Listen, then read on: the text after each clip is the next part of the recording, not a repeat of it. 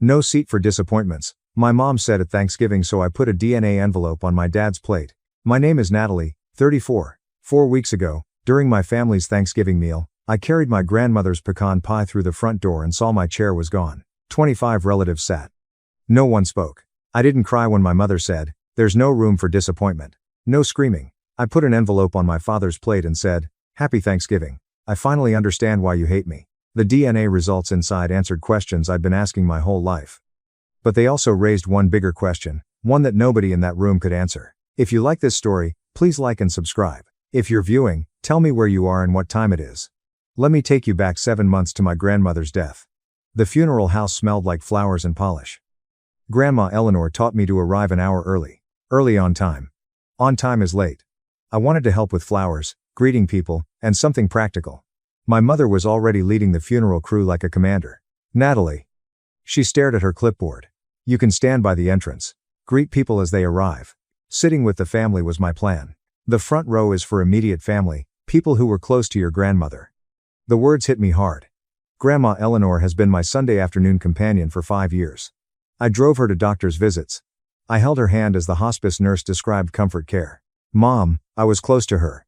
Then she stared at me, like staring at a stranger on a bus. That familiar expression is neither wrath nor disappointment. "Brooke is flying in from Boston. She needs the space. You understand?" It made sense. Always understood. Beautiful service. My sister Brooke grieved elegantly in the first row, drying her eyes with a monogrammed handkerchief while our mother held her.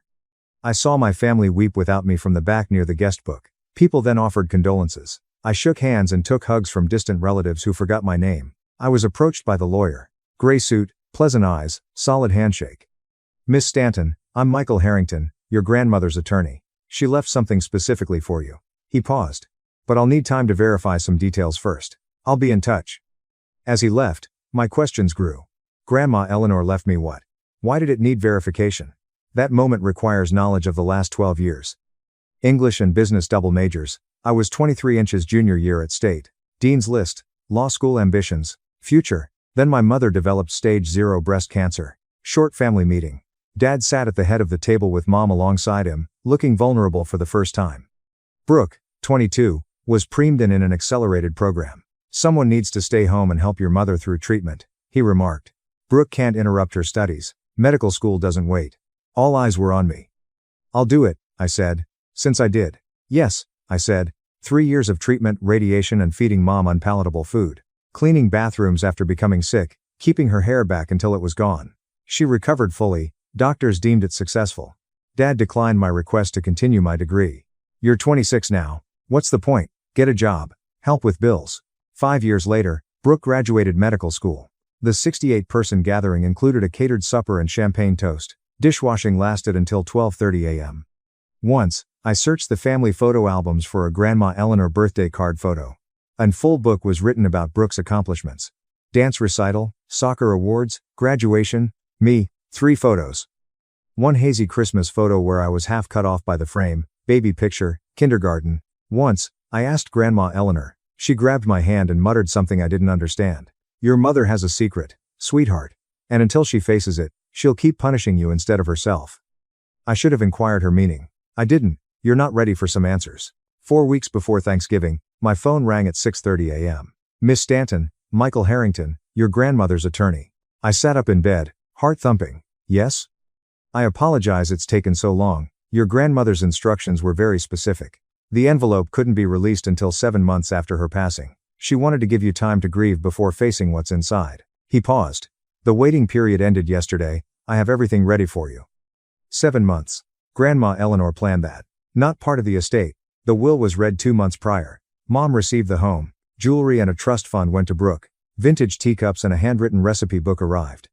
These were in private safety deposit boxes. She left precise instructions to be opened after her death and presented to you personally. I visited his workplace that afternoon. Red wax sealed the large envelope. For Natalie, my grandmother's handwriting across the front. "When you want the truth." Mr. Harrington claimed she left a message. He read a little card. "Read it when you're ready to face what I couldn't tell you in life. I'm sorry it took me so long. I love you, Ellie." I grabbed the envelope with trembling hands. Felt heavy with more than paper. I wasn't sure I wanted to know secrets and answers. Did she say what's inside? No, only that you deserve the truth. The envelope sat on my passenger seat like a bomb as I drove home. In my apartment, I put it in my bedside drawer. I was unready. Thanksgiving was coming, and I knew things would change. I had no idea how much. Mom called 6 days before Thanksgiving. It was unusual. Telephone calls were avoided. Sometimes brief, useful texts. Family dinner at 6. Bring a side. No conversation. Clip Natalie, she said. Efficient. Thanksgiving this year is at our house. The whole family, both sides. Okay, I'll make Grandma Eleanor's pecan pie. Brooke has an announcement. Something wonderful. A meaningful pause awaited. Everyone's coming. Aunts, uncles, cousins, 26 people. This is important. I recognized her silence. Don't shame us. Stop being you. I'll be there. Good. Arrive an hour early. Someone needs to help set up the table. She hung up without saying goodbye. With my phone in hand, I stared at nothing. Then I checked my bedside drawer. The envelope remained unopened. I was terrified of what? I took it out and turned it. Red wax seal. She wrote like Grandma Eleanor. When you want the truth. Was I ready? The next day, I learned Brooke's fantastic announcement. She Instagrammed it. Photo of her pregnant belly with heart emoticons and caption, Baby Eleanor Wells arriving any day now. Late second trimester glow is real. My perfect sister had a perfect baby with her lawyer husband. The family rejoiced, champagne flowed. My mother cried joyous tears. Unnoticed, I passed the mashed potatoes. Something changed me. Then my survival wall cracked. Perhaps it was time to cease being invisible. That night, I opened the mail. My hands shook breaking the wax seal.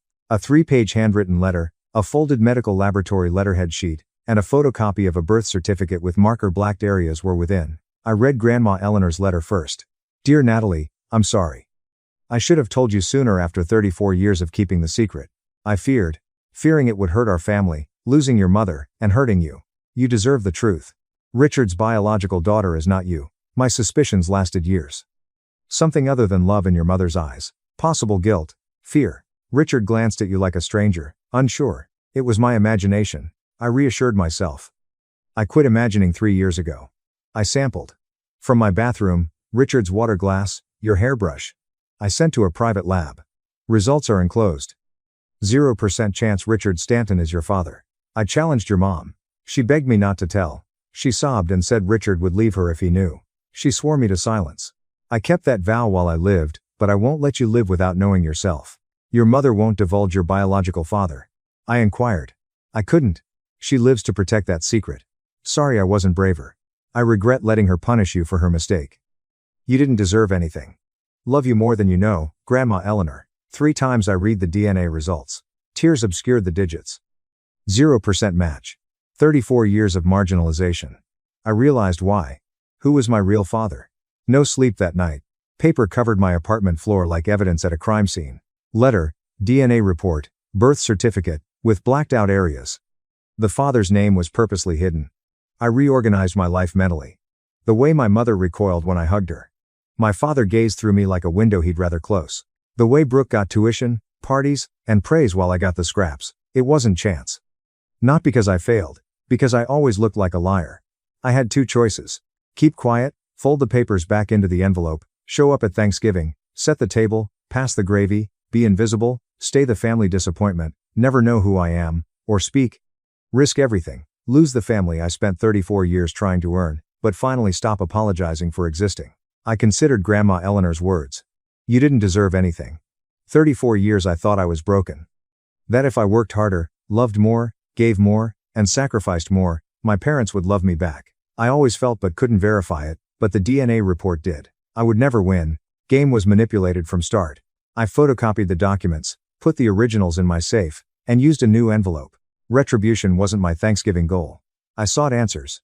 If they forced me or demonstrated again that I wasn't welcome, I'd tell them the truth they'd been hiding for 34 years. Truth doesn't need permission. It just requires a gutsy speaker. Thanksgiving morning was cold and bright, a gorgeous but painful November day. I parked behind my sister's white Mercedes in our parents' driveway. The house was like a magazine cover, wreaths on the door, pumpkins on the porch, and a gather banner in the window. The envelope was in my coat pocket. I vowed not to use it unless pushed. Be calm, have patience, give them another chance. Mom opened the door before I knocked. You're late. I'm 10 minutes early. I said an hour early. Brooke's already inside. We're behind schedule. She turned and left, allowing me to close the door. Roasted turkey and cinnamon candles filled the house. 26 places surrounded the long table. White china, crystal glasses, handwritten seat names. I circled the table twice. Mom, where's my seat?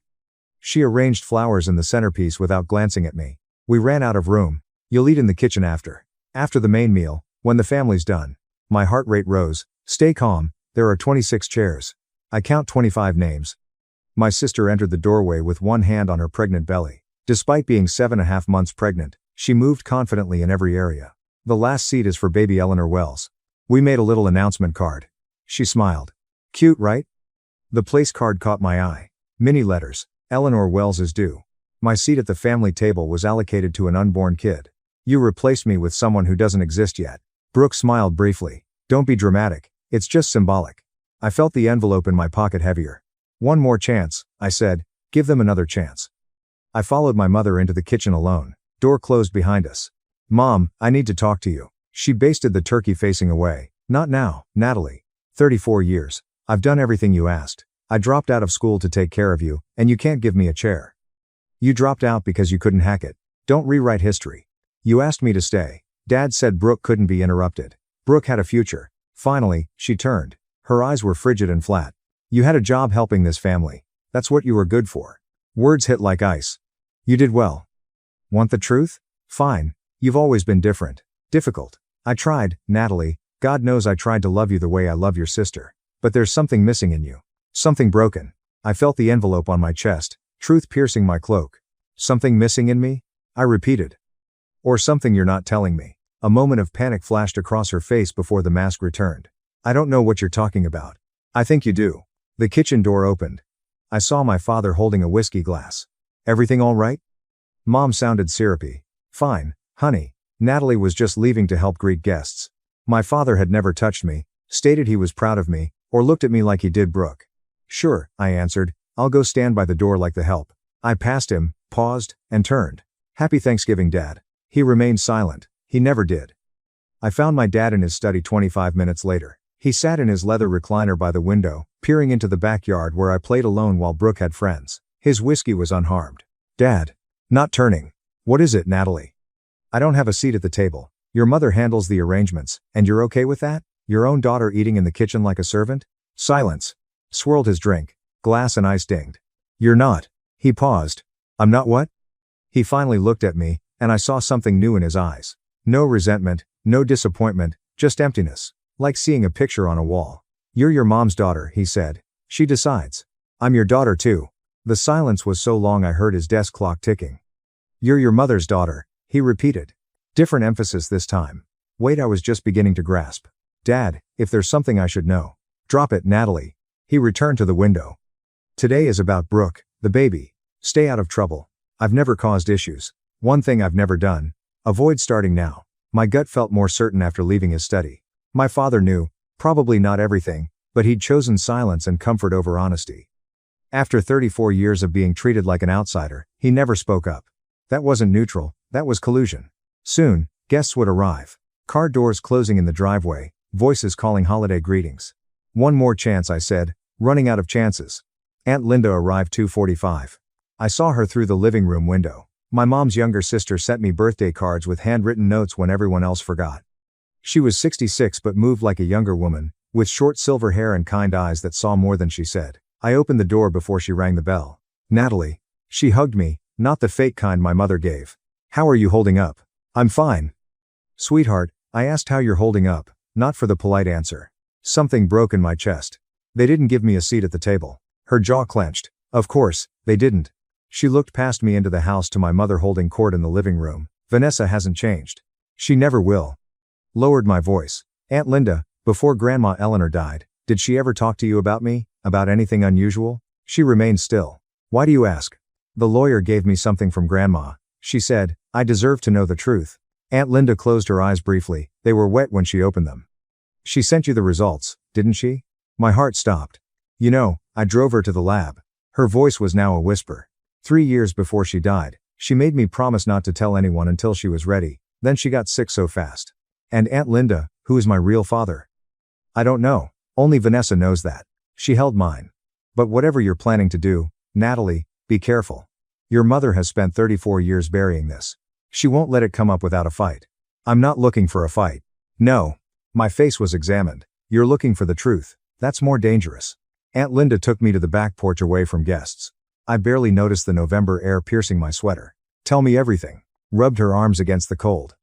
It started about 4 years ago, right around when you started visiting her every Sunday. She finally had time alone with you, really alone, and she noticed things. The way you flinched when talking about your mother, the way you never mentioned your father with any warmth. She inquired. I thought I was imagining it. You weren't. Aunt Linda spoke softly. Eleanor confronted Vanessa once years ago when you were a teenager. Vanessa denied everything, screamed at her own mother, said Eleanor was trying to destroy her marriage. They didn't speak for 7 months. But Grandma didn't give up. No, she waited. She watched. And 3 years before she died, she decided she needed proof. Aunt Linda looked at me. She asked me to help. I didn't want to. It felt like betrayal going behind my own sister's back. But Eleanor said something I couldn't argue with. What? That child has spent her whole life being punished for a sin she didn't commit. If I don't find out the truth, she never will. A knot formed in my throat. Grandma Eleanor fought for me after death. Aunt Linda said, we got the samples about 22 months before she passed. Hair from your brush when you visited, water Richard used at a family dinner. Eleanor sent them to a private lab. When the results came back, she wanted to tell you immediately. But then she got her diagnosis and she was afraid. Afraid of leaving you alone with that knowledge while she was dying. So she set up the delay with the lawyer. 0%. She nods. Eleanor confronted Vanessa one last time. Vanessa fell apart, begged on her knees, said if Richard found out, he'd leave her, said it would destroy Brooke. She made Eleanor promise to take the secret to her grave, but Grandma couldn't do it. She couldn't let you spend your whole life in the dark. I was squeezed by Aunt Linda. She loved you so much, Natalie, more than you know. The house was full at 3:30. 25 relatives filled the living room and dining area with laughter, chatter, and pre-dinner drinks. I saw cousins annually. Aunts who air-kissed my cheek without looking. My uncles who called me Megan or Lauren before being corrected.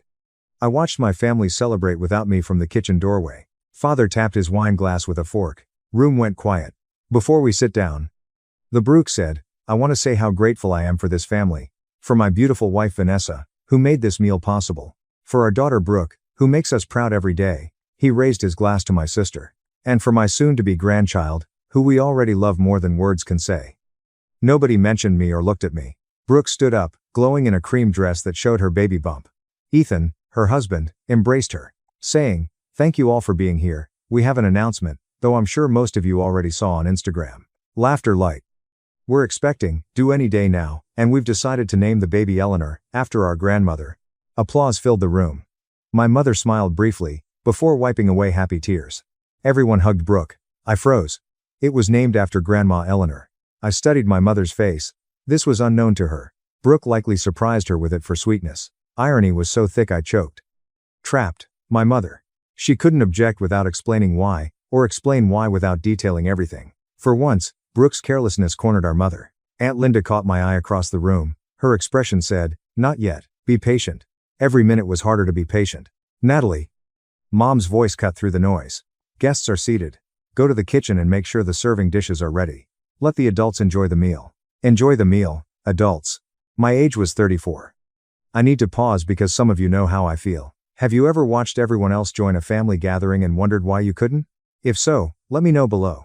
You should subscribe now because what happens next changes everything. Talking about the toast. The toast began innocently. Brooke held a sparkling cider at the head of the table, no alcohol before her due date, full-on pregnancy glow. 25, praising faces looked at her. I wore a dish towel over my shoulder like a uniform in the kitchen doorway.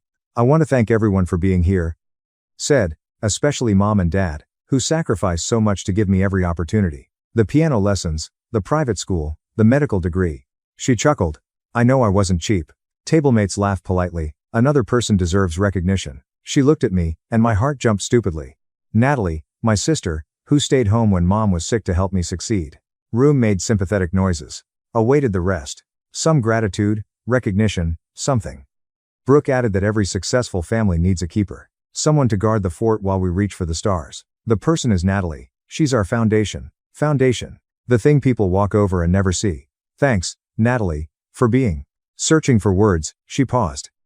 Dependable, steady, reliable. More agreement murmurs. A wise aunt nodded. Every family needs Natalie. Brooke raised her glass. To family, to family. Everyone concurred. Nothing was raised. I had serving dishes in my hands when she started her speech. Dependable, steady, Not smart, accomplished, or loved, just useful. My mother smiled at me. The smile that said, "See how generous we are, acknowledging you at all." My pocket envelope burned my coat. "Not yet," I said, "but soon." I went to the kitchen to restock dishes. The table conversation was audible through the door crack. "Sorry about Natalie. Aunt Patricia was my mother's Philadelphia cousin. Vanessa told me she couldn't finish school, something anxiety related." "I heard it was motivation," said another. "Uncle George. Some people aren't academically inclined. Still single, right?" I barely knew my cousin's wife. "Never married, 34. Vanessa said she's hard. Deters men." I heard my mother's voice foremost. Sweet as poisoned honey, I tried to aid her. "Natalie has always been different, despite my efforts. Something was off even as a child. Often prayed she'd get over it. Vanessa, years of dealing with that make you a saint. All of our children receive our care." Shaking hands, I leaned against the kitchen wall. She spent decades creating this story. Daughter who disappointed, struggled, and fell short. It wasn't random cruelty. Was strategy. I knew why she treated me differently if anyone asked. Poor Vanessa, with a fussy kid. Poor Vanessa. Natalie wouldn't cooperate despite her efforts. Truth never stood a chance against a convenient story. I remembered all the family gatherings where I felt judged. When I entered a room, all whispered conversations stopped. All the pitying looks from relatives who thought they knew me. They knew me not. They knew my mother's me. That version would die tonight. I made Grandma Eleanor's pecan pie after dinner. I spent hours on her exact recipe, handwritten on a card stained with decades of kitchen love. Golden brown lattice crust. The filling smelled like cinnamon and memory, and only one family member had ever loved me unconditionally. I placed it on the table. Conversation paused. "What is that?" My mother spoke sharply. "Grandma Eleanor's pecan pie recipe. I didn't put that on the menu. I thought for the baby." Brooke said Eleanor is her name. Seemed fitting. As if holding breath, silence stretched. Mom and Brooke looked at each other. "That's sweet," cautioned Brooke. "But we actually have a dessert catered from Henri's bakery. 3-tier pumpkin cheesecake." "There's room for both," I said. My mother rose. "Natalie, take that to the kitchen. We don't need it. It's Grandma's recipe. She taught me herself." I said, "We don't need it." Voice raised, heads turned. "You don't have a seat at this table. What makes you think your pie belongs here?" The words landed like a physical blow. 25 faces stared at me. Some looked uncomfortable. Some looked curious. Some, the ones who'd heard my mother's stories, looked like they'd expected this. "Why don't I have a seat?" My voice was calm, calmer than I felt. "I'm your daughter." My mother's mask slipped. Just for a second, I saw the real her underneath. Not cold, but terrified. Then it snapped back into place. "You are a disappointment," she said loud enough for everyone to hear. "You've always been a disappointment, and there is no room at this table for disappointments." The room went silent. Nobody defended me. Nobody said a word. I stood there for a long moment. The pie in my hands. 25 pairs of eyes on my face. Something inside me, the thing that had kept me quiet for 34 years, that had made me believe if I just tried harder, loved more, gave more, they would finally accept me. That thing cracked open and fell away. I set the pie down gently on the table. 34 years, I said. My voice didn't shake. "I have spent 34 years trying to understand why you hate me. Why I could never be good enough. Why Dad looked at me like a stranger. Why you gave Brooke everything and gave me scraps. Natalie." My father's voice, warning. "I dropped out of school because you asked me to. I took care of you through cancer because you needed me. I showed up to every holiday, every dinner, every event where you treated me like the help. And I never once asked why." I reached into my coat pocket. Grandma Eleanor asked. She wanted to know why her granddaughter was being punished for something she didn't do. My mother's face went white. She found out. I pulled out the envelope, and she made sure I would too. "What is that?" Brooke's voice was high, nervous. I walked to my father's place at the head of the table. He looked up at me, that same empty expression I'd seen my whole life, but now with something new underneath. Fear. I placed the envelope on his plate. "Happy Thanksgiving, Dad." I kept my voice steady. "I finally understand why you hate me, because I'm not your daughter." The room erupted, but I wasn't done. The DNA results are inside. 0% match. And the real question isn't who my father is. I looked at my mother. "It's why you punished me for your mistake." My father's hands trembled as he opened the envelope. The room had frozen. Forks suspended. Wine glasses forgotten. 25 people holding their breath. Somewhere, a clock ticked. The turkey grew cold. Dad pulled out the papers. His eyes moved across the page. I watched the color drain from his face, starting at his forehead and moving down like a tide going out. "What is it?" Brooke stood up. "Dad, what does it say?"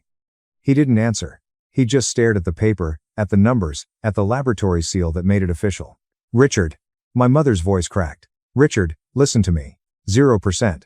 His voice was barely a whisper. Probability of paternity, 0%. Gasps around the table. Someone dropped a fork. Aunt Patricia's hand flew to her mouth. That's impossible, Brooke said. That's a fake. Natalie made it up to get attention. Your grandmother sent it through her lawyer, I said. The laboratory records are authentic. Aunt Linda was there when she collected the samples. Every head turned to Aunt Linda. She sat very still, then slowly nodded. Eleanor made me promise not to say anything while she was alive. But Natalie deserves the truth. This is ridiculous. My mother slammed her palm on the table. I am not going to sit here and listen to lies from my own daughter. They're not lies, Vanessa. My father's voice was hollow. I've known not everything, but I suspected for years. The room went completely silent. My mother's face contorted. First shock, then fear, then something darker. The mask she'd worn for 3 decades was crumbling in real time. I wasn't sure, Dad continued, but I knew something was wrong. He looked at me for the first time. Really looked at me. I didn't want to know. So you chose to hate me instead, I said. He had no answer. My mother started crying. Not quiet tears, loud theatrical sobs, the kind designed to attract attention and sympathy. She'd perfected this technique over decades. I'd seen it deployed against doctors, teachers, customer service representatives, anyone who dared to challenge her. You don't understand. She clutched at the tablecloth. None of you understand what I went through. I was young. I made a mistake. One mistake. A mistake you made me pay for, I said. Every day of my life, I tried to love you. God knows I tried. She looked around the table, seeking allies. But every time I looked at you, I saw what I'd done. It was too hard. Don't you see? I'm the victim here. Aunt Linda stood up. Her voice was steady and cold. Vanessa, you had an affair. You got pregnant. You lied to your husband and let him raise another man's child. And when that child became a daily reminder of your guilt, instead of dealing with it, you abused her. I never abused anyone. You denied her love. You denied her a place at your table. You told everyone who would listen that she was broken, difficult, a disappointment, so that no one would ever believe her over you. Murmurs around the table, people shifting in their seats. The cousins and aunts and uncles who'd spent years accepting my mother's version of events were seeing it differently now. That's not abuse, Brooke protested. But her voice was uncertain. That's just family dynamics. Family dynamics. I almost laughed. She stole my childhood, my education, my self-worth. She turned me into a ghost in my own home, and she did it on purpose. My mother's sobs intensified. But I noticed something. Nobody was comforting her. For the first time in 34 years, nobody was on her side. My father sat motionless, the DNA report still in his hands. Dad. Brooke's voice shook. Dad, say something. This doesn't change anything. You're still my father. Natalie is still. When did you know? I cut her off, staring at him. When did you first suspect? He was quiet for a long time. The whole room waited. You were 6 years old, he finally said. You fell off your bike, needed stitches. The doctor mentioned your blood type. Oh, negative. Vanessa and I are both a positive. He set down the papers. I looked it up. That shouldn't be possible. You knew since I was 6. I didn't know. I suspected. I convinced myself there must be an explanation. He couldn't meet my eyes. It was easier to doubt than to know for certain. Easier for who? My voice cracked. For you? It wasn't easier for me. I know. You watched her treat me like nothing for 27 years. You never said a word. You never protected me. I know. You let me think something was wrong with me, that I wasn't good enough, that I didn't deserve to be loved. I know. His voice broke. I'm sorry. Is that why you chose me? The question came out before I could stop it. When Mom got sick, you picked me to drop out, not Brooke, because I wasn't really yours. He couldn't meet my eyes. That was answer enough. I told myself it was practical, he said quietly. Brooke's career was more important, but deep down, yes. I protected her because she was mine. I sacrificed you because you weren't. The honesty was brutal, but at least it was honest. 2 words earlier, and now this confession, 27 years since he first suspected. 34 years of my life, and only now was he being real. Sorry doesn't give me back my childhood. Sorry doesn't erase the nights I cried myself to sleep wondering what I did wrong. Sorry doesn't fix anything. He looked at me fully, and I saw tears in his eyes. Richard Stanton, who never showed emotion, who raised me with cold indifference, was crying. I don't expect forgiveness, he said. I just wanted you to know it was never about you. It was about my own cowardice. You deserved better. I nodded slowly. Yes, I did. I turned to my mother. The crying had stopped. She sat rigid in her chair, mascara streaking her cheeks, looking suddenly older than her 60 years. Who is my father? Don't, she whispered. Natalie, please, you owe me this after everything. Tell me who he is. I can't. Can't or won't? Her jaw clenched. That flash of steel I knew so well. The Vanessa Stanton who always got her way. Who controlled every narrative. Who never lost a battle in her life. I will take that secret to my grave. Why? I stepped closer. Is he someone I know? Someone in this room? Murmurs rippled through the guests. People looked at each other nervously. Don't be ridiculous. But her voice wavered. Is he alive? Does he know I exist? Enough? She slammed her hands on the table. I made a mistake 35 years ago. I have paid for it every single day since. I will not drag another person into this disaster. Another person? I caught the word. You mean him? You're protecting him. I'm protecting everyone. You're protecting yourself. You always have. Aunt Linda spoke up. Vanessa, the girl deserves to know who her father is. Stay out of this, Linda. You've done enough damage. I studied my mother's face. The fear, the defiance, the desperation. She wasn't just hiding a name, she was hiding something bigger. Something that would make this worse.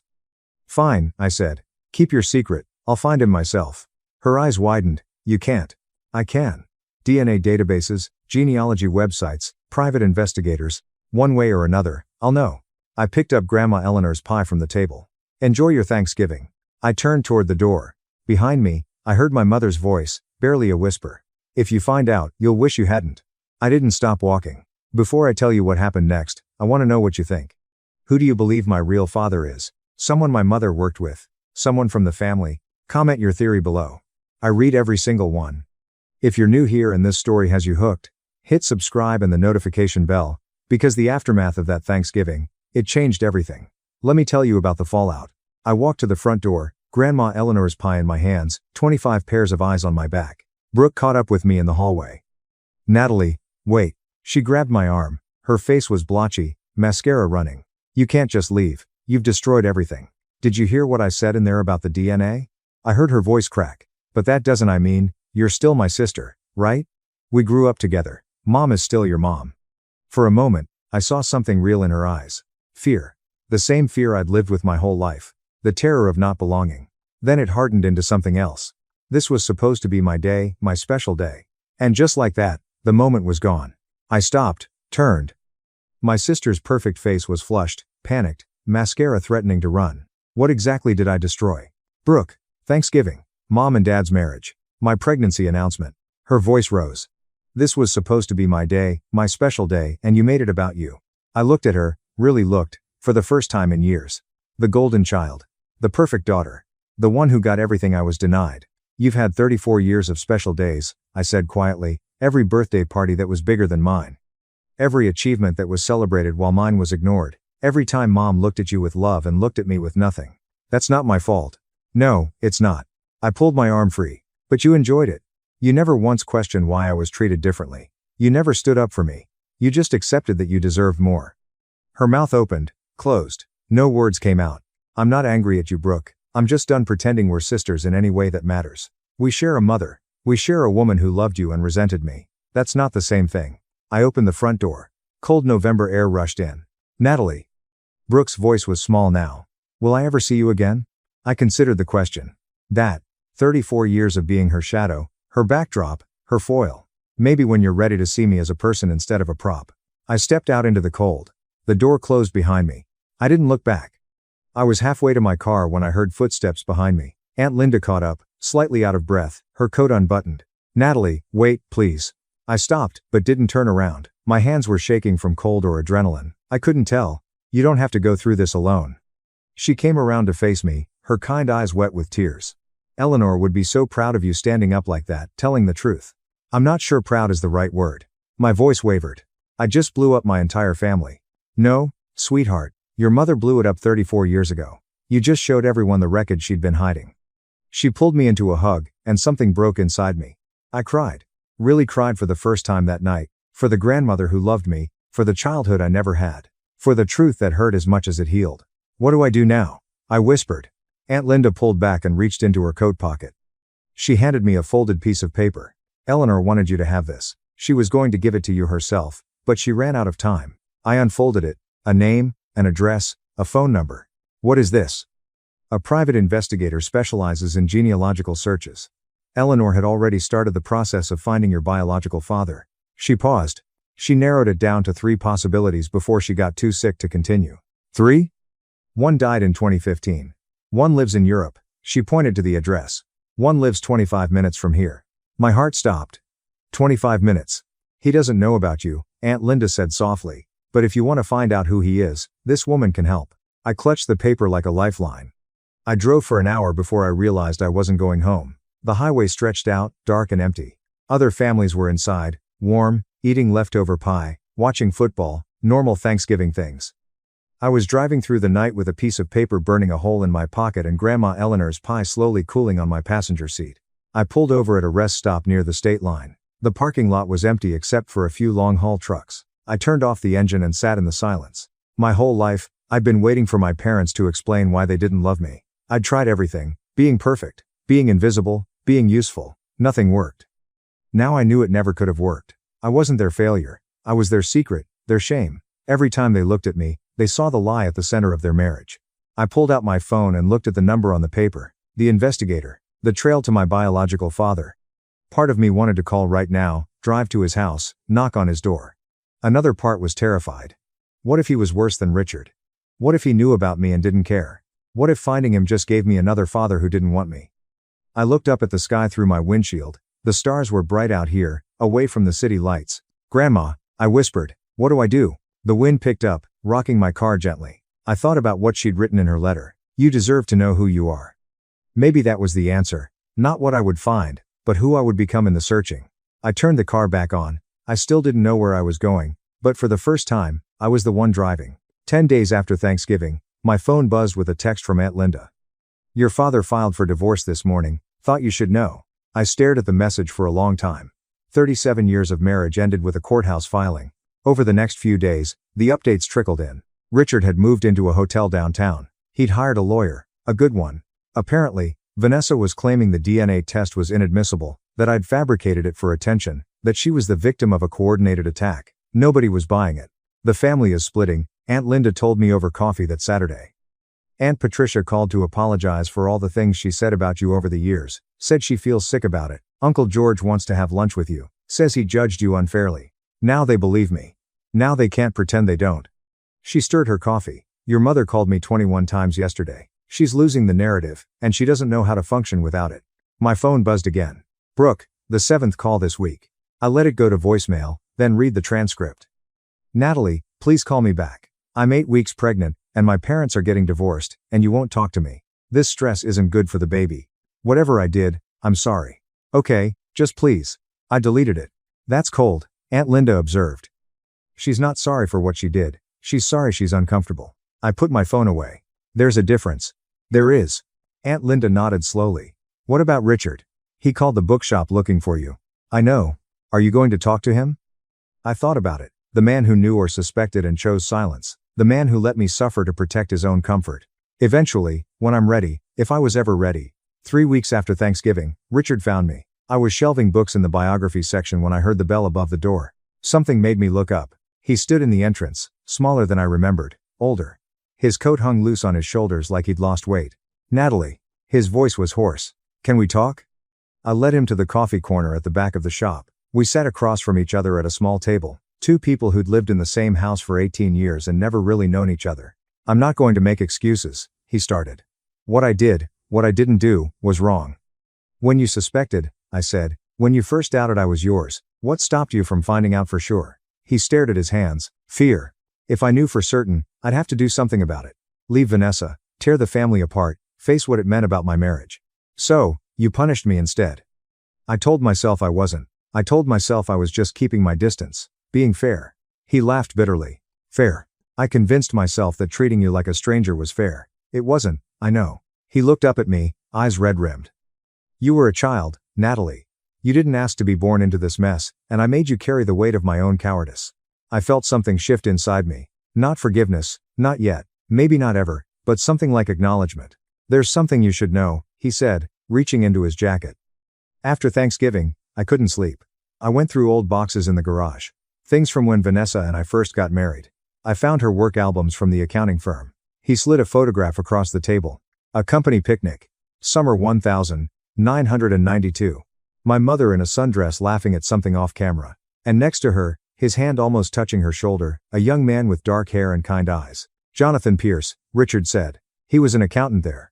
I remember being jealous of how often she mentioned him. Then she got pregnant with you, and he transferred away, and I told myself I was being paranoid. I picked up the photo, and the world tilted sideways.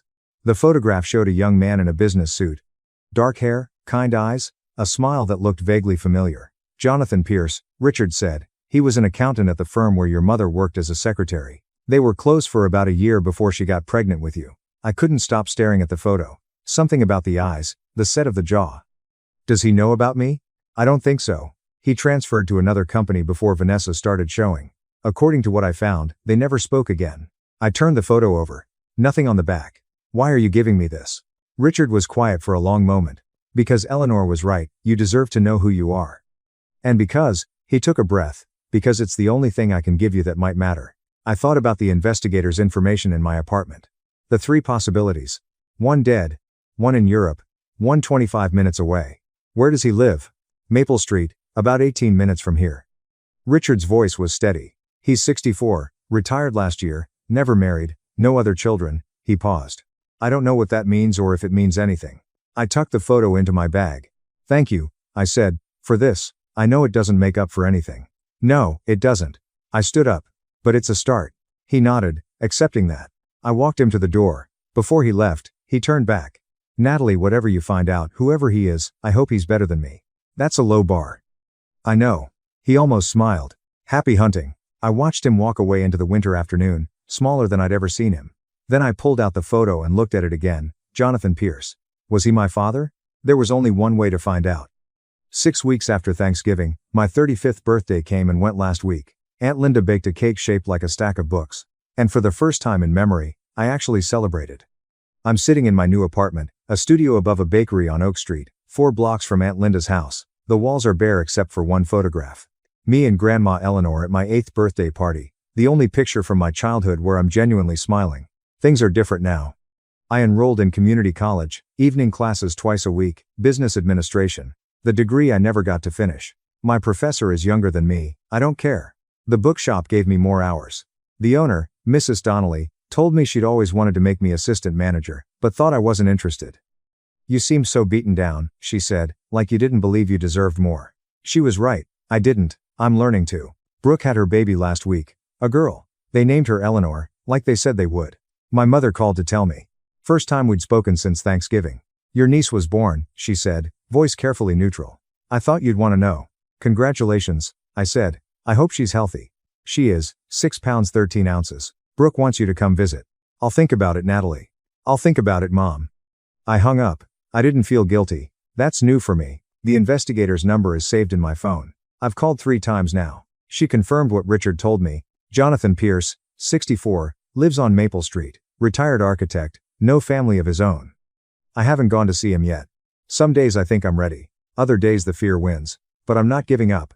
I'm just taking my time. For the first time in my life, I have all the time I need. Nobody's making me rush anymore. Last night, I read Grandma Eleanor's letter again. I've read it so many times. The paper is soft at the creases, the ink starting to fade where my fingers have touched it most. But there's one part I keep coming back to. I almost missed the smaller letter postscript at the bottom of the last page. P.S. Natalie, remember this. You weren't wrong. You weren't punishment. You were not shameful. To love you for 32 years was a miracle. Never met a braver, kinder, more resilient person. Because of how you survived, not what you went through. Mom's choices aren't yours. You shouldn't carry her shame. You can be happy. Let yourself be loved. You can occupy a room without apology. Regardless of his location, your father doesn't define you. You're complete. You always were. Sorry I missed your rise. But I know you will. You were born to find your truth, but don't let it consume you. Live, sweetheart, only this revenge matters. Love you forever, Grandma Eleanor. Crying, I held the letter at my chest. Not the broken, hopeless tears I'd shed so often. Some were different. Cleaning, like rain after a drought. Someone believed in me when no one else did. When everyone else ignored me, she saw me. She's gone, but I feel her in this apartment, my choices, and the life I'm finally building. I'm trying, Grandma, I whispered. I'm really trying. She heard me today, somewhere. My apartment's kitchen table with 4 chairs is where I'm looking at my phone. I've got a text to open. It arrived this morning from an unknown number. Know what it says. Investigator told me it would happen. Jonathan Pierce discovered me. Richard probably told him. He asked me to meet through the investigator. I read the preview 40 times. Hello, Natalie. I don't know if this is welcome, but I recently learned that I might be. The notification conceals the rest. Still haven't swiped to open. Tonight's dinner guest is Aunt Linda. Another handwritten book recipe, Grandma Eleanor's pot roast, was made.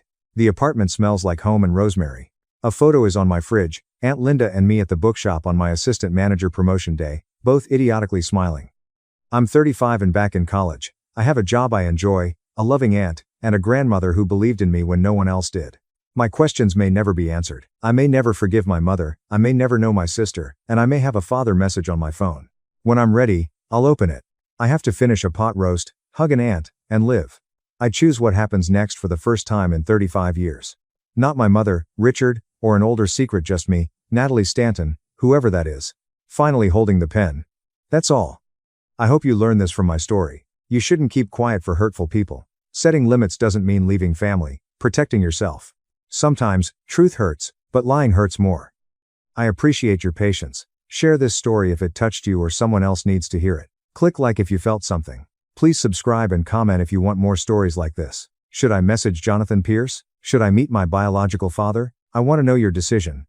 See description for more stories. Please find your truth wherever you are and whatever you're going through. On my wedding day, the family row was empty. My father whispered, "I can't come." So I walked alone. I stood alone in my bridal gown, my shaky hands grasping a bouquet of white flowers. The church was full of people, but the first row intended for my family remained empty. Not one of them turned up. Not even my father, who had pledged with tears in his eyes to walk me down the aisle whatever. As I glanced through the crack in the door, I caught a glimpse of my soon-to-be husband Miles. His expression was a mix of anxiety and compassion as he scanned the crowd for any sight of my relatives. In that moment, I made a decision that would forever affect my connection with my family. I grew up in Maplewood, a little Midwestern town where everyone knew one another. We were a close-knit family, at least on the outside. My father, Franklin, worked as a construction manager and frequently told us that everything he did was for his 3 beautiful daughters. He was the one who taught me how to ride a bike, yelled the loudest at my high school graduation, and pledged to always be there for me. My mother, Diane, was a kindergarten teacher who was loving by profession and nature, but she had a tendency to avoid disagreement at all costs, often compromising her own needs or opinions to keep everyone satisfied. Then there was Brooke, my 28-year-old younger sister. From the time she was born, she became the focal point of our family world. She was the one with the contagious laugh, the lively demeanor, and the magical ability to captivate everyone, particularly our parents. I adored her, but I always felt like I was standing in her shadow, the responsible elder sister who could never match her vivacity. I met Miles in my sophomore year of college. He was in my psychology class, and we bonded over coffee study sessions that progressed to dinner dates. After graduation, we both went to the same city and found employment. We adored me in marketing and him in architectural design. After 6 years together, he proposed on a weekend vacation to Lake Michigan, and I knew I'd never been happier. Planning the wedding was an exhilarating experience. We chose the date for June 22nd, giving ourselves 13 months to plan everything. I phoned my mother immediately after establishing the date to ensure that it worked for everyone in the family before putting down payments. "That sounds perfect, honey." My mother had remarked, "Your father and I will help however we can. My family always comes first." Brooke needed a somewhere to stay after college graduation, so I let her remain in my tiny apartment for 5 months. When Dad underwent back surgery, I took 10 days off from work to assist out at home. When Mom hosted family reunions, I was the one who showed up early to set up and stayed late to tidy. That was how I was raised, to prioritize family over anything else. 7 months before the wedding, my sister dropped a bombshell during Sunday supper. "I have some news," Brooke declared, her face shining as she held hands with Ethan, her boyfriend of barely 4 months. "We're pregnant." The table roared with joy. Dad opened champagne for everyone but Brooke, of course. Mom immediately started discussing nursery themes and baby names. Nobody appeared concerned about the rushed time frame or the fact that Ethan and Brooke hardly knew each other. It was just accepted as great news. "I am so happy for you," I told my sister, hugging her tightly, and I was, despite the twinge of melancholy I felt as my wedding unexpectedly became the second most exciting family event of the year. Brooke's pregnancy dominated every family topic for months. My wedding became an afterthought, a fleeting topic at the conclusion of long conversations about morning sickness, ultrasound appointments, and baby registry items. Nonetheless, I stayed supportive, accompanying Brooke on maternity shopping trips and assisting her in researching child care choices, even as my own wedding to-do list increased. "It will all balance out," Miles assuaged me one night as I expressed my frustrations. Your family loves you. They're just excited about the baby right now. I nodded, hoping to believe him, but a small voice inside me murmured that this had always been the case, that I had always been supposed to understand, offer, and adapt. I ignored that voice, instead focusing on the thrill of marrying the man I cherished. Miles' family was extremely supportive throughout our wedding planning process. His mother, Patricia, called regularly to check in, and his father, George, offered to oversee the entire rehearsal dinner, while his sister, Sophie, traveled in twice from Seattle to assist with dress fittings and venue tours. You Pierces know how to make a girl feel special, I remarked Miles after a particularly enjoyable supper with his parents. They adore you, he explained, almost as much as I do. As the wedding approached, our family's differences became more obvious. My bridal shower, planned by Miles' mother and my maid of honor, Madison, was a lovely afternoon tea at a nearby garden. My mother and sister came 35 minutes late, so they missed the opening toast and gift presentation. Sorry we're late, my mother replied, kissing my cheek. Brooke wasn't feeling well, and you know how it is with the pregnancy.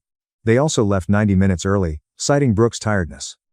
As they were leaving, I overheard my mother telling Patricia about the adorable baby clothes they had purchased that morning. They had been late due to a shopping trip, not from morning sickness.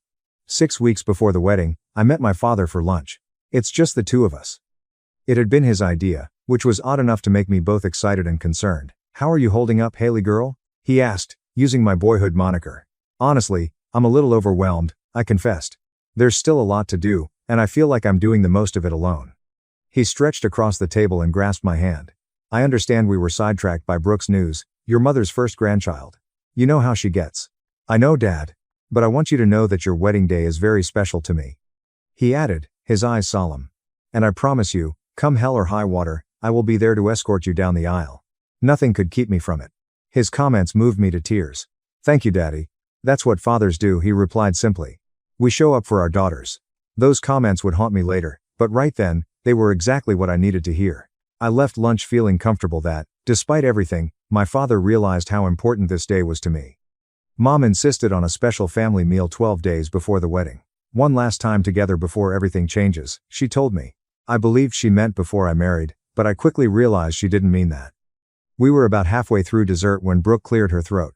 So, I have some news about the baby. Everyone looked at her expectantly. Ethan and I have decided on a date for the baby shower, she said. We're having it on June 22nd. The fork in my fingers clattered on my plate. Today is June 22nd. It's my wedding day. Brooke had the decency to appear slightly uncomfortable, but she continued on. I understand, but this is the only weekend that works for Ethan's family. They're coming from California, and his sister can only take the weekend off work. But it's my wedding day, I said, unable to comprehend what was going on.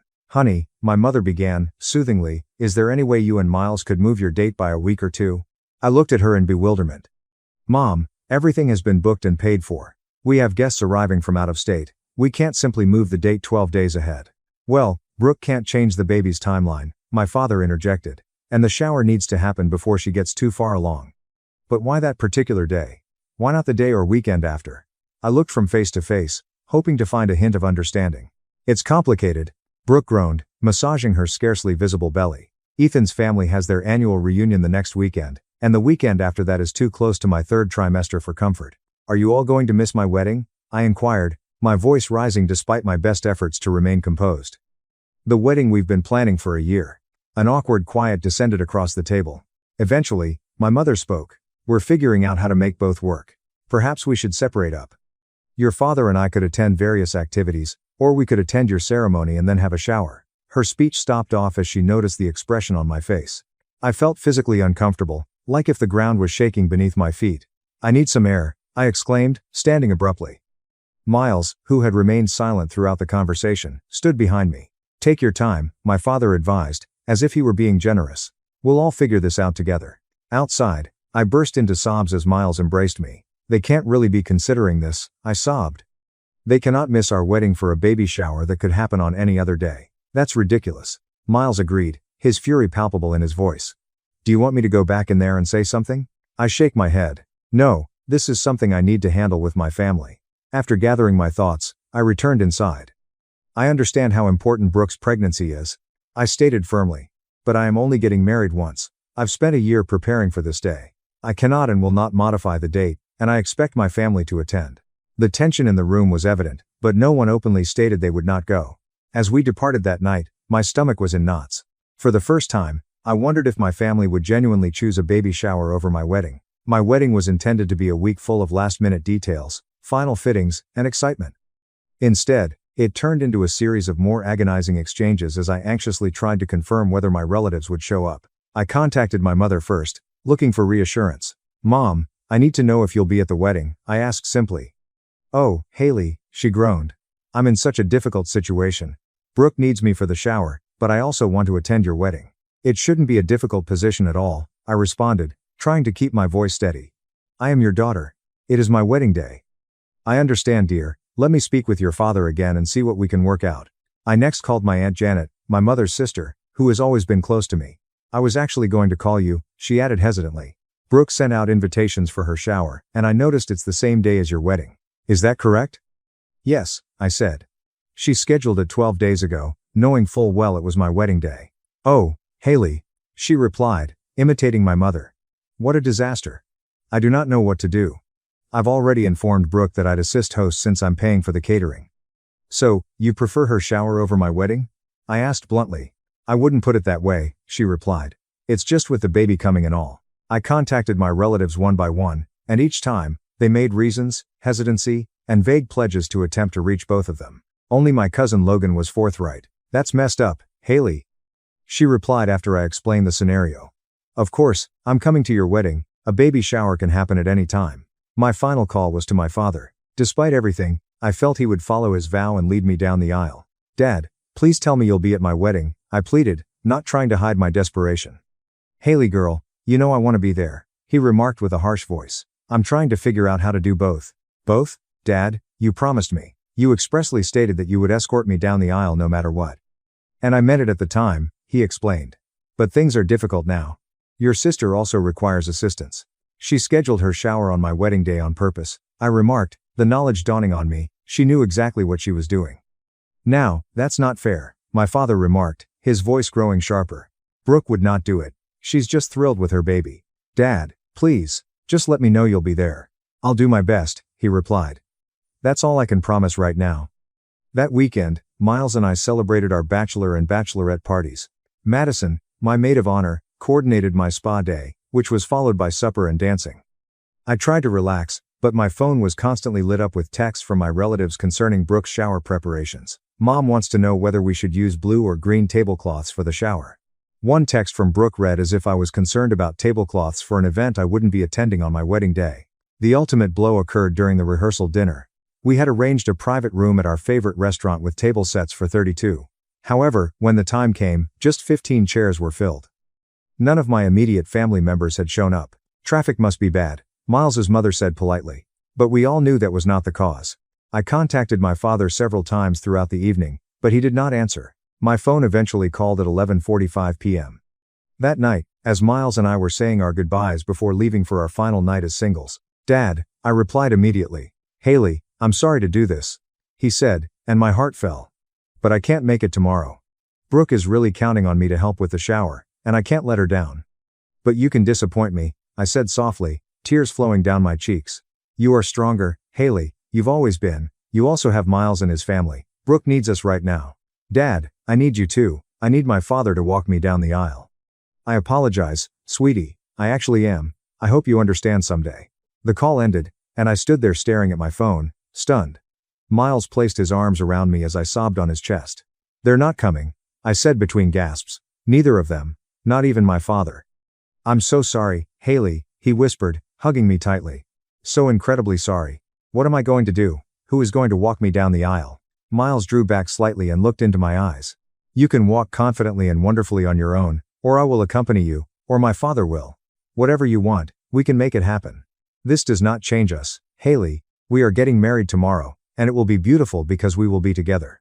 His words were a lifeline, but they couldn't take away the sorrow of knowing that on what should have been the most joyous day of my life, my own family had decided to desert me.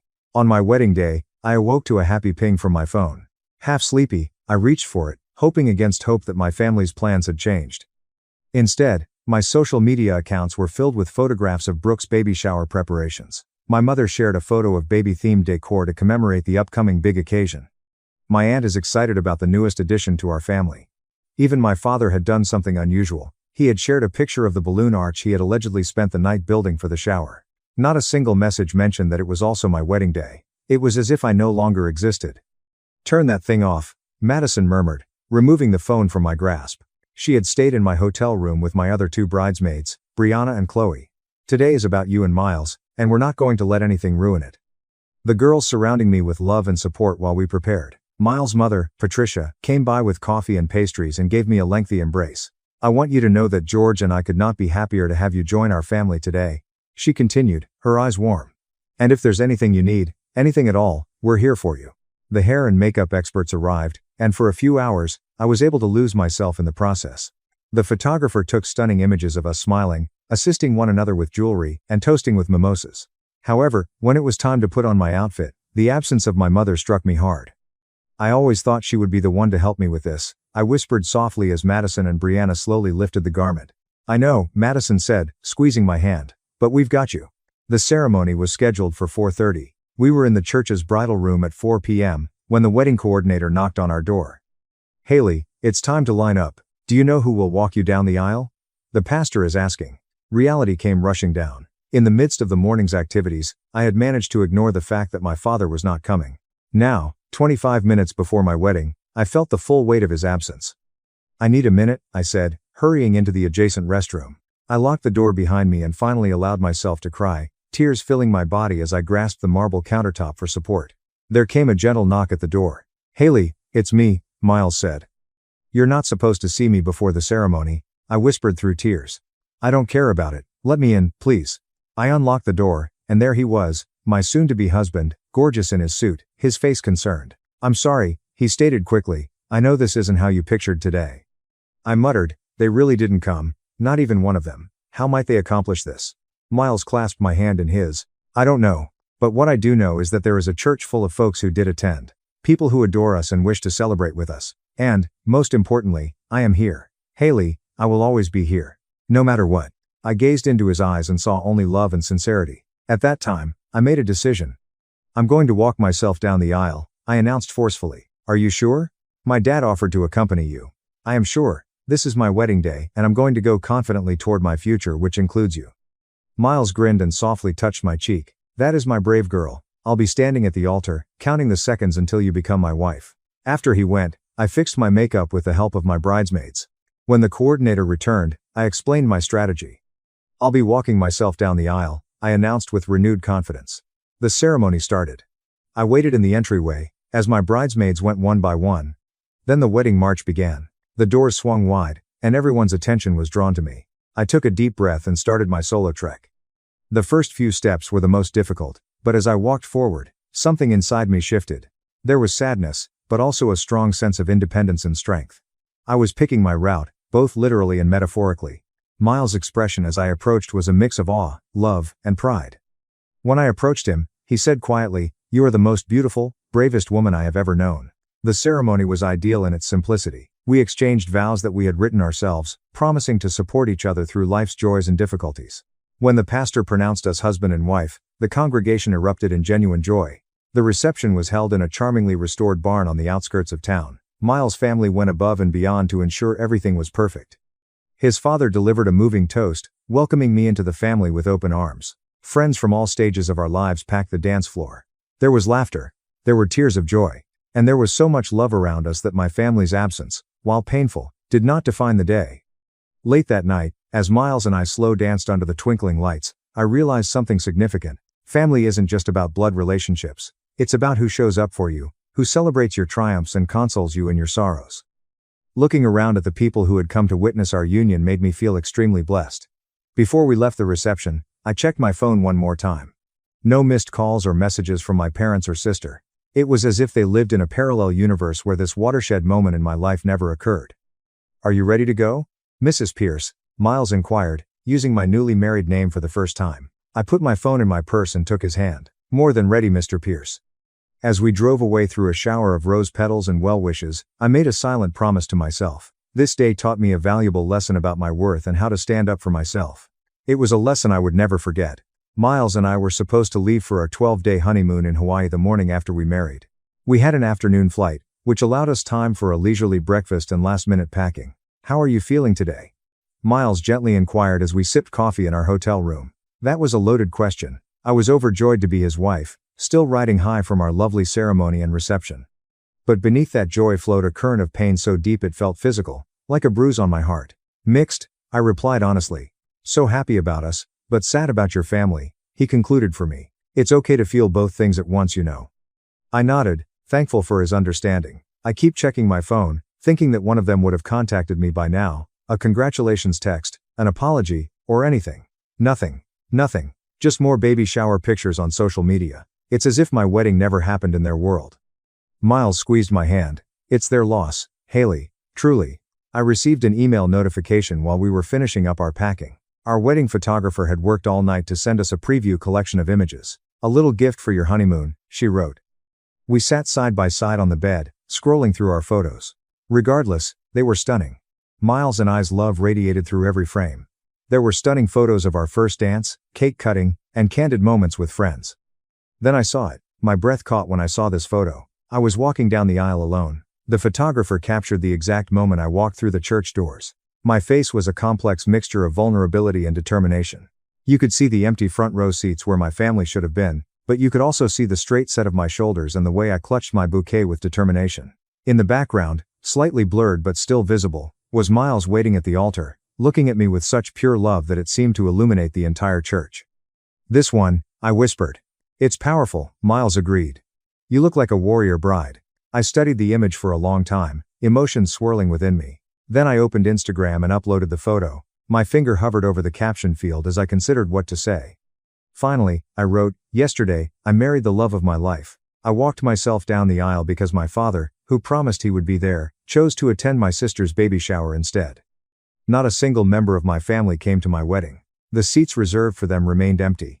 But as I took that solitary walk, I realized something important. Sometimes the family you're born into fails you.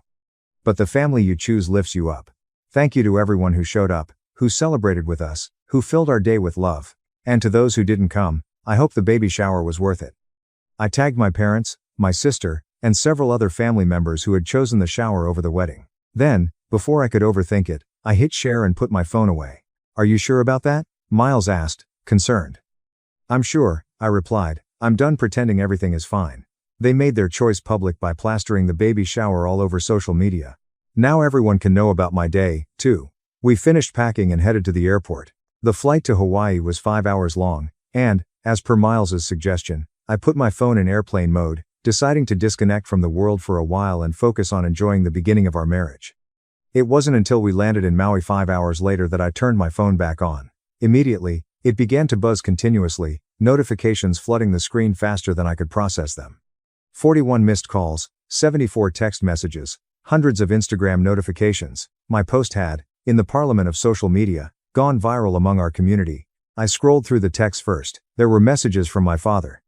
"Haley, please call me. We need to talk. What you posted was very unfair. You're embarrassing the family. This isn't like you, airing private matters publicly." From my mother. "I can't believe you would do this to your sister. Please take that post down immediately. People are calling us asking questions. Your father is very upset. Though." From Brooke. "How could you ruin my baby shower like this? So selfish of you to make this all about you. I didn't force anyone to come to my shower instead of your wedding." But there were other messages, too. From my cousin Logan. "I'm so proud of you for standing up for yourself, love you and Miles."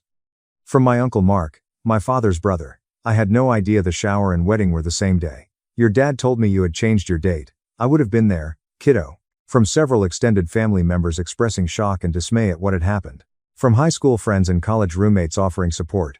The Instagram comments were overwhelming, most of them supportive of me, expressing disbelief that my family would miss my wedding for a baby shower. "Miles," I said, showing him my phone, "I think I just blew up my entire family."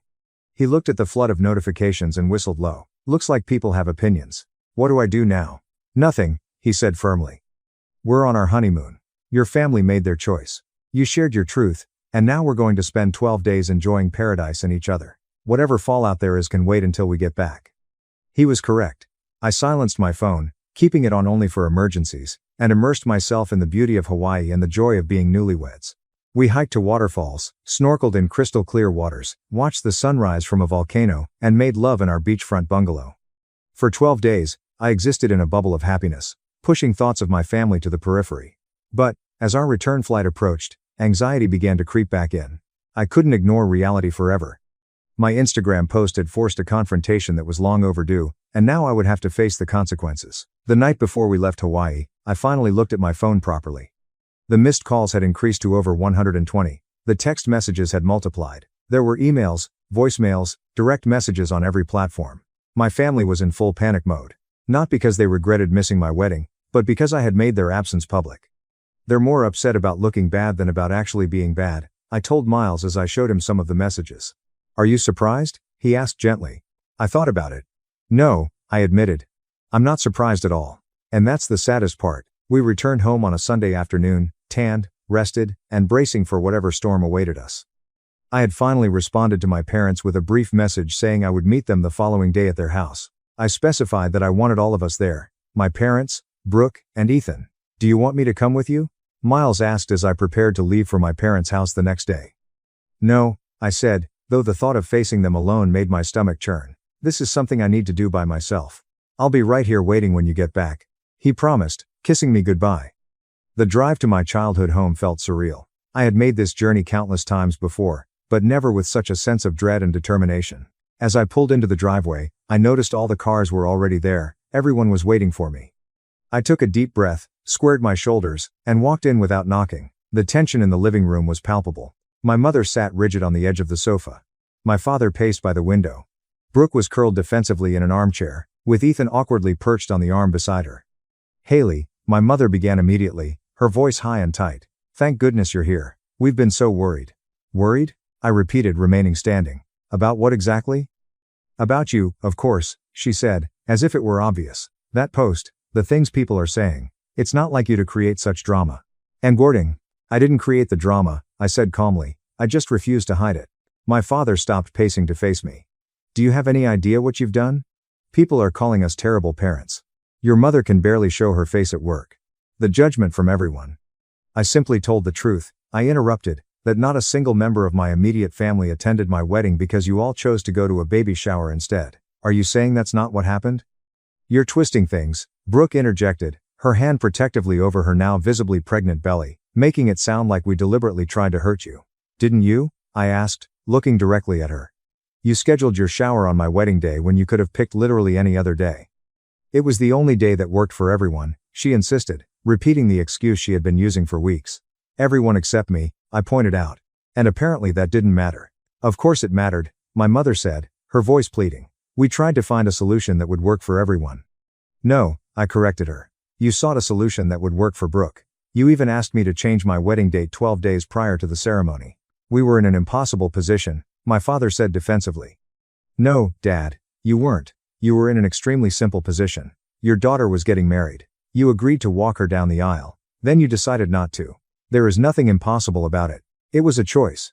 The room fell silent for a brief moment. Look, Ethan exclaimed, surprising everyone. I feel partly responsible here. If I had known this would cause such a schism, I would have insisted on another date for the shower. Brooke gave him a look that could have frozen lava.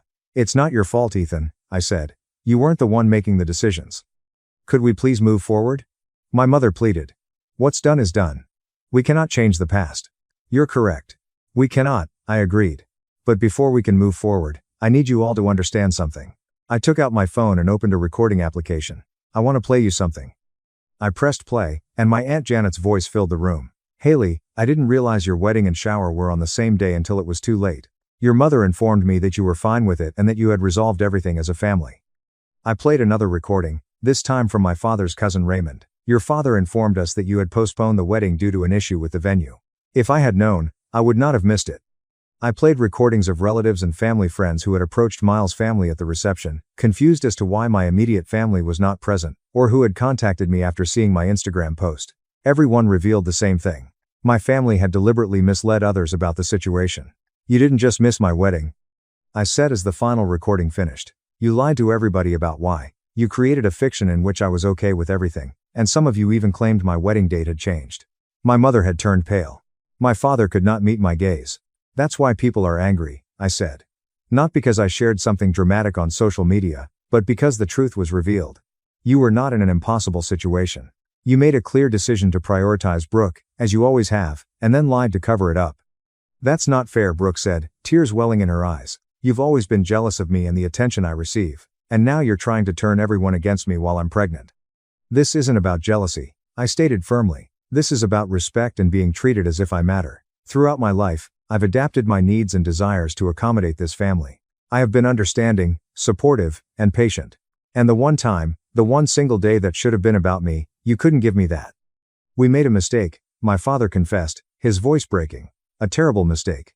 Yes, you did, I confirmed. I am not sure I can forgive it, at least not yet. What are you saying? My mother inquired, her expression troubled.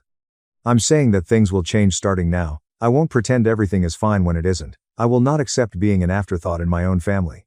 And I'll need time and space to decide what kind of relationship I want to have with each of you in the future. But we're family, my mother insisted. Family should lift each other up, not tear each other down. I told myself. Family members should celebrate each other's important moments rather than deliberately sabotaging them. What you all did was not family behavior. I stood up, surprisingly calm. I'm going home to see my husband now. When you're ready to talk about it, to admit what happened and why it was wrong without making excuses or deflecting, we can begin to rebuild. Until then, I need some distance. My father said, Haley, please, but I held up my hand. I have said what I came to say. The ball is in your court now. As I walked out the door, I heard my mother sob and Brooke say something in an agitated tone, but I didn't turn back. For perhaps the first time in my life, I was prioritizing myself. It felt terrifying and necessary. Miles was waiting for me at home, just as promised. How did it go? He asked as I walked through the door. Honestly, better than I expected, I replied. I said everything I needed to say. I set boundaries, and now we're waiting to see if they can follow them. He pulled me into a hug. I'm so proud of you. That night, as we lay in bed, I felt strangely peaceful. The confrontation had not resolved everything, far from it, but it had been a critical first step toward either healing or accepting my family relationship's limitations. In any case, I was confident that everything would be fine. 4 months after our wedding, Miles and I had found our groove as newlyweds. Our apartment was decorated with framed wedding photos, honeymoon souvenirs, and the little things that make a house a home. Life was good, even though my family situation remained complicated. Following our confrontation, I had limited contact with them. My mother and I exchanged occasional text messages, and we spoke briefly on my father's birthday. Brooke had granted me radio silence, which was actually a relief. I needed the freedom to process everything without the added pressure of forced reconciliation. One of the unexpected consequences of my Instagram post was the strengthening of relationships among extended family members. My cousin Logan and I had grown closer than ever, meeting for weekly coffee dates. My uncle Mark made a point of inviting Miles and me to family gatherings, putting a buffer between us and my immediate family while still keeping us connected to the larger family circle. I had also begun seeing Dr. Alvarez, a therapist who specializes in family trauma. Our weekly sessions had become a lifeline as I dealt with my complex emotions. Families frequently fall into patterns that can last for generations, she explained in one session. What you did was break that pattern, which is incredibly difficult and brave. It doesn't always feel brave, I acknowledged. Sometimes it just feels sad. That is natural. You're grieving for the family relationship you wished you had. That grief is valid and meaningful. Working through the grief was a process. There were days when I felt confident in my decisions, and others when I questioned everything. Miles was my rock, guiding me through the ups and downs without judgment. 5 months after the wedding, I received a letter, not an email or text, but a handwritten letter from my father. With trembling hands, I opened it. My dearest Haley, the message began. I've started this letter a dozen times, looking for the perfect words, but perhaps there are no words to express how profoundly I failed you. So, I'll just speak from my heart.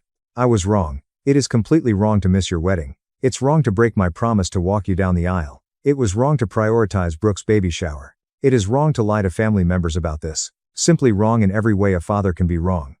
There is no excuse I can provide to justify my actions. I could tell you how I've always struggled to divide my attention between you and your sister. I could explain how your mother and I fell into the trap of giving more to the child who demanded it while neglecting the one who appeared self-sufficient. I could discuss the pressure I felt from all sides, but none of that matters because, in the end, I made a decision that deeply wounded you on what should have been one of the happiest days of your life. I saw the photograph you posted. You were walking alone down the aisle. My beautiful, strong, independent daughter is taking that walk without her father. The space where I should have been is empty. Haley, it broke me. As it should have. I do not expect forgiveness. I'm not sure if I deserve it, but I want you to know that I sincerely, deeply apologize. I'm getting help to understand why I've made the decisions I've made as a father and how I can do better if you ever give me the opportunity. I love you, Haley. I've always loved you, even when my actions didn't reflect it. If you're willing, I'd like to start the long process of regaining your trust. At your pace, on your terms, and with all my heart. Dad. As I finished reading, tears streamed down my face. It wasn't the perfect letter, but it was honest, and, for the first time, my father accepted full responsibility, without making excuses or attempting to downplay what had occurred. I showed Miles the letter that evening. What do you think? I inquired after he had read it. I think it's a start, he said cautiously, a genuine one, but it is up to you to decide whether it is enough to start rebuilding. I considered it for several days before responding. I finally called my father. I got your letter, I said when he responded, his voice cautious but hopeful. I meant every word, he responded. I believe you, I replied, and I'm willing to try, slowly. That's all I can ask for. We decided to meet for coffee the following week, just the two of us. It was awkward at first, as we both avoided raw emotions, but the conversation progressed. He told me about the counseling he had begun, both individually and with my mother. I shared insights from my personal therapy. We didn't get everything done in that one meeting, but it was a start. My mother then contacted me, asking if I would be willing to join them for a family therapy session. I agreed, with the understanding that Miles would accompany me for support. I realize now how much we've taken you for granted. My mother confessed during that difficult but productive session. We've always expected you to be the one who understands and gives in. It was not fair. Brooke's baby girl, my niece Lily, was born in October. Despite our strained relationship, I sent both a gift and a card. Brooke texted me 10 days after the birth, which surprised me. Lily would like to meet her Aunt Haley, if you're willing. It was the closest thing she'd offered to an olive branch. I scheduled a visit when Ethan would be at work, hoping to keep the initial reunion as simple as possible. Sitting in Brooke's living room, clutching the tiny bundle that was my niece, I experienced a complex range of emotions. She's beautiful, I stated sincerely. Thank you, Brooke said, watching me closely. After a moment's silence, she continued, I've been thinking a lot about what you said, about how I've always expected to be the center of attention. I looked up, surprised by her candor. Having Lily has made me see things differently, she explained. I keep thinking about her growing up and how devastated I would be if someone hurt her the way we hurt you. I don't want to teach her that it's acceptable to treat others in that manner, especially family. Although it was not a direct apology, Brooke's statement was significant. I appreciate that, I said. She's lucky to have a mom who wants to learn and grow. I am sorry, Haley, she finally said, her voice soft, about the wedding, about everything. I nodded, not quite ready to say I forgive you, but accepting her apology. One step at a time, I explained, and she appeared to understand. 7 months after our wedding, my parents invited Miles and me to dinner. It was the first time we'd all been together since the confrontation. As we knocked on the door, Miles reassured me by gently squeezing my hand. My father opened it, his face brightening when he saw us. Come inside. Come in, he said warmly. The dinner wasn't perfect. There were moments of tension, with old patterns threatening to reappear. But there was also laughter, real conversation, and, most importantly, respect. My parents made a concerted effort to inquire about our lives, to listen without interrupting, and to validate our emotions. After dessert, my father clinked his glass and stood up. I'd like to make a toast, he said with a shaky voice. To Haley and Miles, I missed your wedding day, which will haunt me forever. But I want you to know that I see your marriage. I respect it and promise to support it in any way I can from this day forward. Better late than never, I hope. Tears welled in my eyes as I raised my glass. To second chances, I replied. Over the next few months, our family gradually came back together. Not in the same pattern as before, but rather in something new and healthier. My parents continued their therapy. I kept my boundaries. Brooke and I developed a unique relationship that was less competitive and more supportive. Miles and I decided to celebrate our 2-year anniversary with a quiet dinner at our favorite restaurant. However, when we arrived, we were directed to a private room where a surprise awaited us. Our friends were there, as were Miles' family and, to my surprise, my own family. The room was set up like a miniature wedding reception, complete with a small tiered cake. What is all this? I inquired, turning to Miles. Don't look at me, he replied, smiling. This was their idea. My father came forward. We can't undo the past, he said. We can't relive your wedding day, but we can celebrate it now, all of us together. Consider it a do-over. My mother came to stand beside him. We are very proud of the woman you are, Haley, and we sincerely apologize for any time we made you feel less important or loved than you are. Even Brooke, who was holding baby Lily, sincerely said, you deserved better. We want to do better. As Miles and I cut the anniversary cake, Surrounded by our loved ones, I reflected on the past year. It had been painful, messy, and challenging. However, it had also been transformative. I had learned that advocating for yourself is not selfish, it is necessary. A true family supports and celebrates you even when it is inconvenient. Forgiveness does not imply forgetting, but it can mean moving forward. Most importantly, it is never too late to break harmful habits and adopt healthier ones. I felt at ease as I looked around the room at both my birth family and the family I chose. The empty chairs at my wedding taught me one of life's most important lessons. Sometimes the most difficult paths lead to the most breathtaking destinations. Have you ever had to defend yourself with family members, even if it was painful? I would love to hear about your experiences in the comments. If this story spoke to you, please like, subscribe, and share it with someone who might need to hear it. Thank you for listening to my story, and I wish you the courage to always value your own worth, even when it is difficult. The investigator looked at me and said, "This fire wasn't an accident. My whole childhood collapsed in that moment." I'm Lena Whitmore, 32 years old. I lost my house 8 months ago. When I approached my parents for help, they said something to me that I will remember for the rest of my life. That night, my apartment burned down. I lost 8 years' worth of memories in a matter of hours. When I contacted my parents, desperate and broken, my stepfather said 6 words that I will never forget. "Not our problem. Be more careful." However, that wasn't the worst part. The worst part happened a week later, when the insurance company informed me that my parents had been placed as the sole beneficiaries on my policy, which I had never signed. And 4 days later, a fire investigator asked me one simple question, which altered everything. "Who had access to your residence last week?" I knew the answer. My mother was visiting for the first time in 3 years. Before I continue, please like and subscribe if this story resonates with you. Also, tell me in the comments where you're watching from tonight and what time it is. Now, let me take you back to the night that everything changed. February 19th, 2:41 a.m. The smoke alarm sounded at 2:41 a.m. I jolted awake to a blackness so deep I could taste it. Acrid chemical is incorrect. My lungs burned before my mind caught up. Fire. I couldn't think. My hand found my phone on the nightstand, and I bolted. Nothing else, just bare feet and pajamas. The hallway was a tunnel of black smoke, lighted orange from below. My shoulder was bruised for weeks after I smashed into the stairway door. 5 flights down, each step a prayer and each breath a knife. When I sprang onto the sidewalk, the February air slapped me hard. I stood there, shivering in my thin cotton pajamas, watching flames lick out the 5th floor window. Unit 5C is my home. A firefighter approached me, his face stern behind his helmet. "Ma'am, are you the resident?" I nodded, unable to speak. "I apologize." He didn't look away. "Everything in that unit is gone." Gone. The word did not make sense. I spent 8 years of my life in the flat. I only have photos of my grandparents. My late stepfather had given me a guitar when I was 17. My college diploma. My laptop held every endeavor, memory, every aspect of who I had become since leaving home. All of it. Smoke and ash. I slumped to the curb, still clutching my phone. The LCD displayed 3:06 a.m. Around me, neighbors in robes and slippers murmured. Someone wrapped a blanket across my shoulders. I can't recall who. My hands trembled as I lifted my contacts. Mom and Dad. They'd know what to do. They would arrive. I pressed the call button. The telephone rang and rang. She answered the phone after 9 rings. "Lena." My mother's voice was heavy with slumber and something else. Annoyance. "Do you know what time it is?" "Mom." My voice cracked.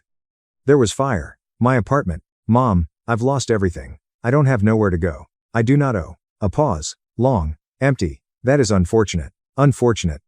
Like I had spilled coffee on my shirt. I heard rustling, followed by my stepfather Douglas's voice in the background. Marianne handed him the telephone. "Lena, what is going on?" I told him again. The fire and the smoke. Standing on the sidewalk with only my phone and the clothing on my back. I realized I was crying right now. Couldn't stop. His response was flat. Final. "This is not our problem, Lena. You should have been more careful. You are an adult now." The call went dead. I sat there for a while. I still have my phone pressed to my ear, listening to silence. The firefighters continued working. Neighbors went back inside. The sun began to rise, turning the smoke an unappealing orange. My parents had not asked whether I was harmed, offered to come, or expressed their love for me. Not our problem. As the shock crystallized into something else, a recollection emerged. My mother stood in my apartment 6 days ago, for her first visit in 3 years. She had arrived unannounced and said she missed me. Walked through each room, touching everything and asking questions. I was thrilled and grateful at the time. Now, sitting on the curb wrapped in a stranger's blanket, I pondered, why did she come? I pushed that notion away. It was insane, delusional, but the question would not leave me alone. Ethan Park saved me the first week. My coworker had an extra room and a kind heart. When I arrived at his home at 5:30 a.m., he did not ask me any questions. I had ash in my hair and nothing but my phone. Simply brought me a cup of coffee and said, "Stay as long as you need." After 4 days, I felt human enough to deal with the insurance. I called my renter's insurance company, expecting the typical bureaucracy, claim papers, and wait times. But the customer support representative, Michael Reed, with his flat Midwestern voice, offered a question that made me pause. "Miss Whitmore, please confirm your relationship with Douglas and Mary Ann Whitmore." I blinked at my borrowed laptop screen. "They are my parents, mother and stepfather." "Why?" Silence. "Too long. Miss Whitmore, I think you should come to our office. There is something you should see." "Can't you just tell me over the phone?" I assume he cleared his throat. "It'd be better in person." I scheduled an appointment for the next morning. After I hung up, I sat there staring at the wall for a long time. When Ethan returned home from work, he found me like that. "Lena, are you okay? My insurance company wants me to come in." "Something about my folks." "Your parents? What are they doing with your insurance?" "I do not know." I met his gaze. But the guy cited a beneficiary designation paperwork from 8 months ago. Ethan frowned. "Renter's insurance beneficiary. That is bizarre." "Yeah." I clasped my knees to my chest. "That's what I thought, too." That night, I hardly slept. Something wasn't right. I could feel it. I just didn't realize how mistaken I was. The insurance office smelled like old coffee and bad news. Michael appeared younger than he had sounded, around 32, with remorseful eyes behind wire-rimmed glasses. He led me into a small conference room and locked the door. "Miss Whitmore, I'd like to begin by saying that I'm deeply sorry for your loss." "Thank you, but you didn't bring me here for condolences." He sighed, and slid the folder across the table. I opened it. My insurance, basic information, my name as an insured, coverage levels, and effective dates. Then I turned to the final page. Beneficiary designation. Douglas Whitmore and Mary Ann Whitmore, 90%. The room tilted. I heard myself say, "This is a mistake. I never signed it. I would never." "Miss Whitmore." Michael pointed to the bottom of the page. "That is your signature." I looked. It looked like my signature. Same loops, same slant. But I knew. I'd never held this pen before. Never seen this document. "This form was submitted 8 months ago," Michael said quietly. "The original policy designated you as your own beneficiary, as is customary. Someone modified it, 8 months ago, and the payoff amount is $175,000. He paused. "Miss Whitmore, there is something else. We received a call from a fire investigator this morning. He's been asking about the policy." My hands were shaking. I pushed them flat against the table. "Why would a fire investigator be concerned about my insurance beneficiaries?" Michael retained my stare. "I think you understand why." I knew. The response sat in my chest like a stone, but I couldn't utter it out loud. Not yet. Someone had faked my signature, changed my beneficiaries, and 6 days before my flat burned down, my mother paid me a visit for the first time in 3 years. Coincidence? I didn't believe them anymore. Caleb Foster appeared to be the ideal fire investigator. Weathered face, piercing eyes, and a firm grip. We met in a coffee cafe 4 blocks from the insurance office. "We are on neutral ground. Miss Whitmore," he put down his cup. "I will be direct with you. I do not believe your fire was an accident." The words hovered between us. "What made you say that?" "Fire patterns." He pulled out his phone and showed me photographs that I did not want to see. "My bedroom was burned black. Do you see this? The site of origin is near the outlet behind your dresser, but there is no sign of an electrical failure. No frayed cables or surge damage. What does this mean?" "It suggests that someone contributed to the spread of the fire." He placed his phone away. "I have been doing this for 19 years. I understand what accidental looks like. This is not it."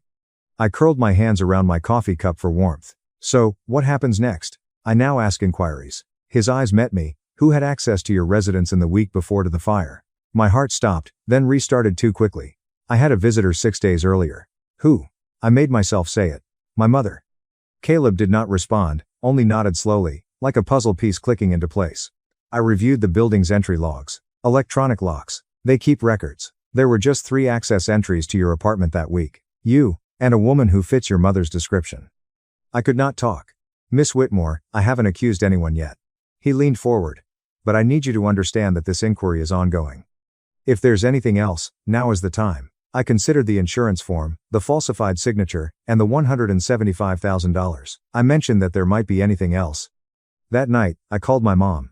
I kept my voice light and easygoing. "There's nothing wrong here. Mom, I just wanted to thank you for your visit last week. It meant a lot." A pause. When she spoke, her tone was cautious. "Oh yes. I missed you, sweetheart. It had been too long. It really did. I picked a thread on Ethan's couch. Hello, short question. Have you seen anything unusual in my apartment? Is there anything off? The fire investigator keeps asking. Fire investigator? Her voice became sharper. Why would they conduct an investigation? It appears that they do not believe it was an accident. Silence. I counted the seconds. 1, 2, 3, 4, 5. Lena. Her tone had entirely shifted. Cold. Controlled. Don't speak with those investigators without a lawyer. They pervert your words. Why do I need a lawyer? Mom, I am the victim in this situation. I'm simply trying to protect you. What source? Another prolonged delay. Douglas's voice was muffled in the background, asking a question. Marianne stated abruptly, I have to go. Your father needs me. Stepfather? What? Douglas is my stepfather and not my father. The call went dead. I stared at my phone. My hands didn't shake anymore. It astonished me. Something has changed in the past several days. My flat, my possessions, and the life I'd established remained the source of my sadness. However, something more solid was growing beneath. Clarity. Her suggestion had not been intended to protect me. It was about self-protection. I messaged Caleb Foster. We need to talk. I have other information. His response took few seconds. Tomorrow, at 9 a.m., same site. I didn't sleep that night, either. But this time, terror wasn't keeping me awake. It was the start of a plan. The call began the next morning. Aunt Helen was first. My mother's younger sister, who was always sending birthday cards, never forgot. Honey, her voice was filled with concern. Your mother called me last night. She's quite worried about you. Worried about what? Okay, a gentle pause. She stated, you've been saying some strange things about the fire, about her. I sat up taller. I have not told anyone anything. Lena, it's okay to struggle. Anyone would struggle to cope with what you went through, losing everything so suddenly. My stomach went cold. What did she tell you? Simply put, you are really stressed. Perhaps having a breakdown. Helen's voice softened. She's worried you'll say things you don't mean. Crazy stuff. Crazy. There it was. I am not crazy, Aunt Helen. Nobody's saying you are, honey. We're just curious, did she email the entire family or just call? Silence. That was an adequate response. Take some rest, sweetheart, Helen said finally. We all pray for you. She hung up before I could reply. I immediately checked my email. Nothing from family, but one from HR at my company that was marked as urgent. The timestamp indicated that it had arrived 3 days ago. I had been so focused on the insurance nightmare that I had completely missed it. My blood ran cold as I read it. We received an anonymous call expressing concern about your mental health following recent personal trauma. While we support all employees during difficult times, we need to meet to discuss your current fitness for work. I read it 3 times. She wasn't simply trying to steal my money, she was attempting to steal my credibility, job, and life. Before I could say anything, she was ensuring that no one would believe me. The anger that rose in my chest was unlike anything I'd ever experienced. Cold, clear, and deadly calm. It's game on, Mom. Caleb Foster raised an eyebrow as I told him about the HR email. That's a bold move, he said, to discredit you before you can speak. It means she is scared, it means she is strategic. He tapped his pen against the notebook. We require something concrete, something she cannot explain away. That was when I remembered. The building, I said slowly. 6 weeks ago, they installed new security cameras throughout the halls. Caleb was already taking out his phone. What is your building manager's name? 25 minutes later, we were sitting in Frank Holloway's cramped office, watching video on a small monitor. Holloway pointed to the screen. Today is February 9th. That's the date you mentioned. I saw my mother walk down the 5th floor hallway. She was carrying a large black bag, the kind you would take to the gym or on an overnight trip. She looked around before entering my apartment. The timestamp indicated 1:52 p.m. Holloway skipped ahead. My mother emerged at 5:06 p.m., 3 hours and 14 minutes. She told me she only stayed for 25 minutes. However, that wasn't the worst part. Wait, I leaned forward. Where is the bag? We watched again. She walked in, carrying the bag. She walked away empty-handed. Can you check the other cameras? Caleb asked. Stairwells and parking garages. Holloway nodded and began clicking. We spotted it on the service entrance camera. Marianne walking to her car at 5:09 p.m. No bag. She had not taken it that way either. She left it in my apartment, I said quietly. Caleb made a note. That bag is crucial. Fire investigators discovered something suspicious near the outlet, which is still being examined at the lab. But if we can prove what she brought in, the 3-hour 14-minute visit, the missing bag, the suspicious fire origin. Finally, we had a direction. Victoria Hale was just what I needed. A lawyer who specialized in insurance fraud and didn't believe in sugarcoating. This signature is good. She held the beneficiary form up to the light in her downtown office. Professional even, but not perfect. What do you mean? She pulled out a magnifying glass. Old school, but effective. See these points here, and here? She traced invisible lines on the paper. Hesitation marks. When someone forges a signature, they naturally slow down at certain points, trying to get it right. Your real signature is fluid. You've been signing your name for years. This one has at least 4 places where the pen paused. Hope flickered in my chest. So, you can prove it's fake. I can hire a forensic document examiner who can prove it's fake. Victoria set the paper down. What's more interesting is the submission method. This form wasn't mailed in. It was submitted directly at the insurance office. Meaning someone walked in, pretending to be me, or claiming to represent you. Victoria pulled out another document. I've already requested the visitor logs for that date, and I spoke with the clerk who processed this form. My heart rate spiked. What did they say? He remembers a woman, middle-aged, brown hair, said she was handling paperwork for her daughter who was too busy with work. Victoria's smile was sharp. Does that description ring any bells? Brown hair. My mother had been dyeing her gray for years. Can he identify her in a lineup? He's willing to try. Victoria gathered the papers. Between the security footage, the signature analysis, and a potential eyewitness, your mother may have outsmarted herself. I let out a breath I hadn't known I was holding. What do we do now? Now? We wait for her to make another move. We didn't have to wait long. The invitation came 4 days later. My mother's voice on the phone was honey sweet, a tone I recognized from childhood, the one she used when she wanted something. Lena, honey, the family's been so worried about you. I'm hosting a little gathering this Sunday. Nothing fancy, just people who love you coming together to show support after everything you've been through. I almost laughed. Almost. A gathering. At our house around 3, Uncle Robert, Aunt Helen, the cousins, everyone wants to see you. Make sure you're okay. Make sure I'm the crazy one, she meant. Make sure everyone sees poor unstable Lena before she can say anything damaging. I'll be there, I said. Really? She couldn't quite hide her surprise. That's wonderful, sweetheart. It'll be so good for you to be around family. I hung up and immediately called Caleb. Don't confront her, he warned. We need more time. The warrant's being processed, but these things take days. I won't confront her, but I need to be there when the truth comes out. He was silent for a moment. Fine, but be careful, and I'll be there within 20 minutes of your signal. Next, I called Victoria. How's the witness identification coming? Done. I could hear the satisfaction in her voice. He picked your mother out of an 8-photo lineup. No hesitation. Finally, I texted Ethan. Remember that favor I mentioned about cloud backups and subpoenas? His reply was immediate.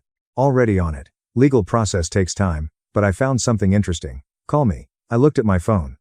3 allies, a witness, video footage, and a family gathering where my mother planned to prove I was crazy. She thought she was setting a trap. She didn't know she was walking into one. My parents' house looked exactly as I remembered. White siding, manicured lawn, American flag by the door, the picture of suburban respectability. I parked on the street and sat in my borrowed car for a long moment, steadying my breath. 17 people. That's how many cars lined the driveway. 17 witnesses to whatever my mother had planned. The door opened before I could knock. Marianne stood there in her Sunday best. Cream blouse, pearl earrings, concerned maternal expression perfectly in place. Lena. She pulled me into a hug, holding on too long, too tight. Her voice carried for the audience behind her. My poor baby. I've been so worried about you. Over her shoulder, I saw them. Aunt Helen, Uncle Robert, cousins Andrew and Laura, faces I'd known my whole life, all watching me with the same expression. Pity. Careful, calibrated pity. She'd done her work well. Come in, come in. Marianne kept an arm around me, guiding me into the living room like I might break. Everyone's here for you. The room fell quiet as we entered. I scanned the faces. Douglas stood in the corner by the fireplace, avoiding my eyes, phone clutched in his hand. Aunt Helen approached first. Honey, she took my hands in hers. Your mom's told us what you've been going through. It's okay to not be okay. The stress of losing everything like that, cousin Andrew added from the couch. Anyone would struggle. Maybe talking to someone would help, Laura suggested gently. A professional. I looked around the room at my family, people who'd known me since birth, and saw not a single person who believed I might be telling the truth. Not yet, but that was about to change. Marianne waited until everyone had drinks in hand. Then she cleared her throat. I want to thank you all for coming. Her voice trembled, perfectly rehearsed. As you know, Lena's been through something terrible, and in times like these, family needs to come together. Murmurs of agreement rippled through the room. But I also need to address. She paused, dabbed at her eyes with a tissue. The elephant in the room. I stayed perfectly still. My daughter has been saying some very troubling things lately. Marianne's gaze swept the room, landing briefly on each sympathetic face. About me, about her father, about the fire. Douglas flinched at the word father. He still wouldn't look at me. She thinks Marianne's voice broke. Oscar-worthy. She thinks we had something to do with what happened to her apartment, her own parents. Gasps, shocked whispers. Marianne, no. Aunt Helen breathed. I know she's hurting. Tears now rolling down her cheeks. I know she lost everything. But to accuse us of something so horrible. Douglas stepped forward, placed a hand on her shoulder. His voice was flat. Our daughter is clearly not well. We love her, but we can't enable these delusions. The room's attention shifted to me, waiting for the denial, the breakdown, the proof that poor Lena had finally snapped. I said nothing. My hands stayed relaxed at my sides, my expression neutral. Let them watch. Let them remember this moment. My silence. Her performance. My phone buzzed in my pocket. A text from Caleb. Got the full footage. You need to see this now. I stood. Excuse me, I said calmly. I need some air. And I walked out the front door, leaving my mother mid-performance, her audience waiting for an act that wasn't coming. Not yet. Okay, I need to pause here for just a second. If my mother's performance is making your blood boil as much as mine was in that moment, drop a comment with the word busted, because what happens next? Let's just say she really should have checked whether her daughter's building had security cameras before visiting. Like and subscribe if you want to see how this ends. Trust me, you do. Now, back to the story. Caleb was parked 3 houses down. I slid into the passenger seat, heart pounding. What did you find? He handed me the phone. Complete footage from all angles. Watch. I watched my mother on the small screen. The hallway camera caught her walking in with the large black bag at 1:52 p.m.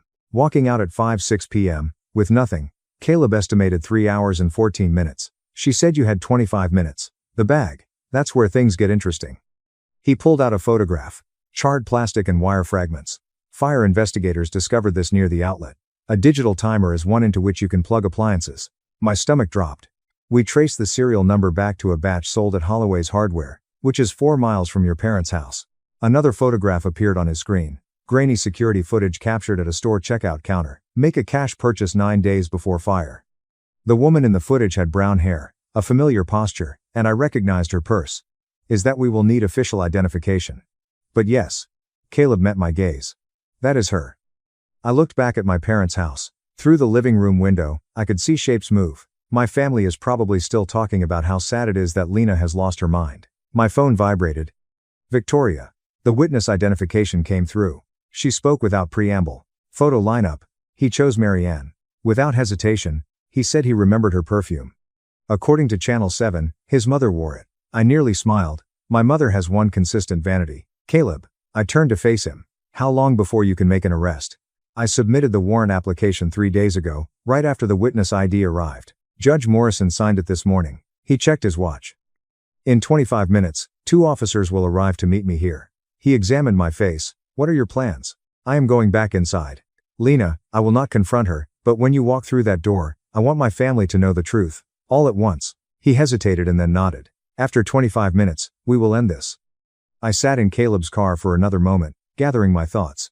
The evidence was solid now. Video evidence, witness identification, timer device remnants, and a forged signature. My mother had been careful, but not enough. One more thing. I looked at Caleb. Messages from her phone. Ethan explained it to me the day before. Cloud backups and text messages that users thought they deleted are still stored on servers that can be accessed with a proper subpoena. The legal request was processed this morning. Caleb confirmed. Marianne's carrier is cooperating. We should have her message history within 36 hours. But I already knew what we were going to find. She had not done this alone. Douglas knew. Maybe it helped. There was proof in those deleted texts. Go. Caleb checked his watch. I will be there at 3:10. Just be calm. Allow the evidence to speak. I nodded, opened the car door, and paused. Caleb, why are you assisting me so much? This is more than a standard investigation. He was silent for a moment. 12 years ago, my sister's abusive ex-husband burned down her house while she was at work. The insurance company tried to deny her claim. Said it was suspicious. His jaw tightened. She fought for 3 years to prove she did not do it herself. Almost destroyed her. Has she won? Eventually, but it cost her everything. He met my gaze. When I saw your case, I noticed that your mother was listed as the beneficiary without your consent. Fire without an accidental cause. I knew someone was attempting to do to you what they did to her. I realized then that this wasn't just a job for him. Thank you, I replied. Do not thank me yet. Thank me when she is in handcuffs. I walked back towards my parents' house. In 22 minutes, everything would change. When I walked back in, the living room went silent. Mary Ann remained in the center of the room, tissue in hand, portraying the wounded mother, but something in her eyes flickered when she saw my face. I wasn't crying, shaking, or acting like someone on the verge of a breakdown. Lena, honey, has recovered quickly. Do you feel better? Do you need some water? Actually, mother, I have a question.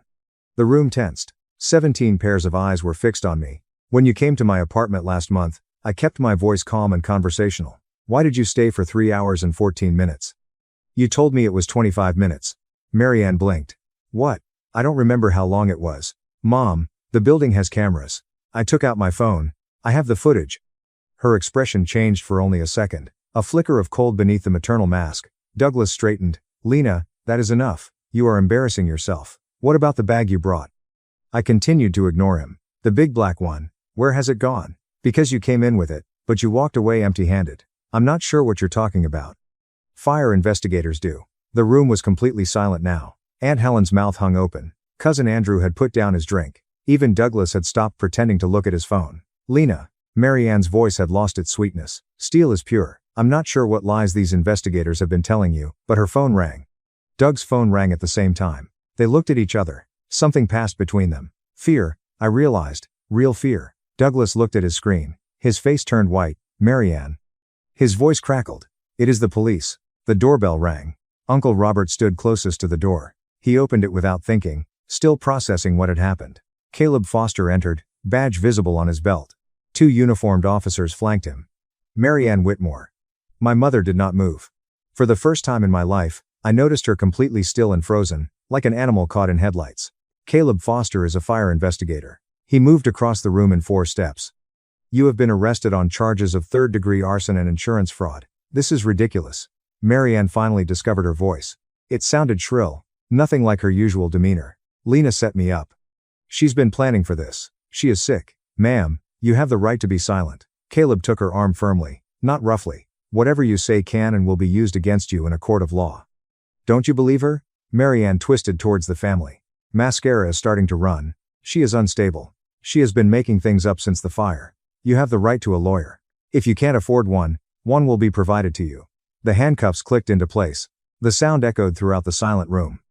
Douglas attempted to approach his wife, but the second officer blocked him. Mr. Whitmore, we have questions for you as well. Please come with us. I did not. I was not. Douglas's face crumpled. That was her idea. All of it. Douglas. Mary Ann's scream was raw. Say nothing. Unfortunately, it was too late. The family had heard. Aunt Helen sank into a chair, hand covering her mouth. Cousin Andrew seemed ill. Uncle Robert simply stood there, shaking his head slowly. I watched as they led my mother out the door. She did not look back at me. She did not have to. We both knew how it ended. No one spoke for quite some time after the police cars drove away. The living room felt different, smaller. The carefully arranged furniture, the family photos on the mantel, and the fresh flowers Mary Ann had set out all resembled a stage set after the play had concluded. Aunt Helen was the first to relocate. She got up from her chair and walked toward me, tears streaming down her cheeks. Lena, her voice cracked. I'm very sorry. I should have listened to you. I should have. You didn't know. I should have asked. She took my hands in her own. You are my niece, and I believed her. I've always believed her. Cousin Andrew approached next. I can't believe she'd do that. He couldn't complete the sentence. She did. I stated it simply. There is no anger, just facts. They approached me one by one. Uncle Robert, Laura, and others. Apologies, shock, and disbelief. Some could not look me in the eyes. Some couldn't stop staring, as if they were seeing me for the first time. Whatever you need, Uncle Robert said. His voice was rough, but his eyes were wet. Legal fees and a place to stay. The family will assist. The true family. I reflected on that word, family, what it meant and should mean. Thank you, I replied. However, I need some time to figure out who my real family is. Nobody argued. I stepped out of the front door into the February sunlight. The cool air felt refreshing after the oppressive heat inside. My phone vibrated. Victoria is currently being processed. Bail hearing tomorrow. Douglas is talking. He's attempting to make a deal. I looked up to the sky. Clear blue. Endless. Good. I told him to just talk. 3 days later, I sat across from Victoria in her office, a stack of paperwork between us. The case is solid, she explained. Mary Ann was present, according to video evidence. Witness identification on the forged signature. Timer device remnants from a purchase near their home. She slid a paper across the desk. Douglas's statement. I've read it. The words initially blurred together before becoming sharper. Mary Ann devised the plan after we fell behind on payments, specifically gambling debts. It was my fault. But she said this would solve everything. He claimed Lena had good insurance. Said no one would be hurt. Nobody would get hurt. I set the paper down. What are the consequences for Mary Ann? Arson in the 3rd degree. That is a Class C felony, along with insurance fraud, forgery, and conspiracy. With a plea deal, she could face 6 to 10 years, most likely 5. And Douglas faces conspiracy charges. He was aware of the plan and helped cover it up. 30 months probation and mandatory gambling addiction treatment. Victoria paused. He has agreed to testify against her.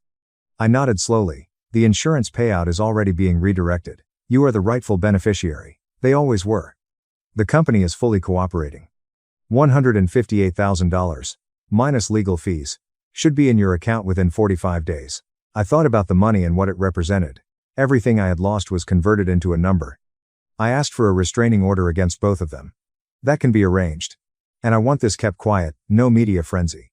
Victoria nodded. Certain records are concealed by the court, particularly given the family nature of the case. I stood there looking out her window at the city below. People walking, living their lives unconsciously. Thanks, Victoria. You did the hard part, she said. I just handled the paperwork. Quick check-in, everyone. If you've ever had to cut ties with family members for your own sanity, please leave a comment saying so, because I know I'm not alone in this. And if this story has a different impact on you tonight, share it with someone who needs to hear that setting boundaries is not betrayal, but rather survival. Okay, let me tell you what happened next. News spreads quickly in small communities. Within 12 days, everyone knew. My mother's 28-year-old church, the book club she'd hosted, the neighbors who'd admired her garden all whispered behind closed doors. Aunt Helen kept me informed, whether I wanted to hear it or not. The pastor asked her not to return. She informed me over coffee. They claimed it was too disruptive for the congregation. Could you imagine? Mary Ann organized the Christmas bazaar for 12 years. I can imagine. I could easily imagine it. Douglas lost his job. She explained. The store owner did not want the publicity, so someone spray painted their garage door. We had to repaint it 3 times. I didn't feel satisfied. I, too, felt no pity.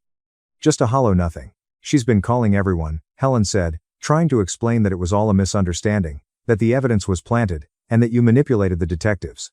She shakes her head. Nobody is answering anymore. Good. Helen reached across the table to take my hand. She's my sister. I grew up with her. And what did she do with you? Her voice was caught. That is not family. That is not something I recognize. I squeezed her hand. It is not your fault. I understand, but I still feel it. We sat silently for a moment. Outside the coffee shop window, life continued. Cars passed. Everyone laughed. The world kept spinning. The gambling, I finally admitted. How bad was it? Douglas is gambling. Helen's face darkened. Bad. 210,000, possibly more, to people you do not want to owe money to. That explained the desperate situation, but it did not excuse anything.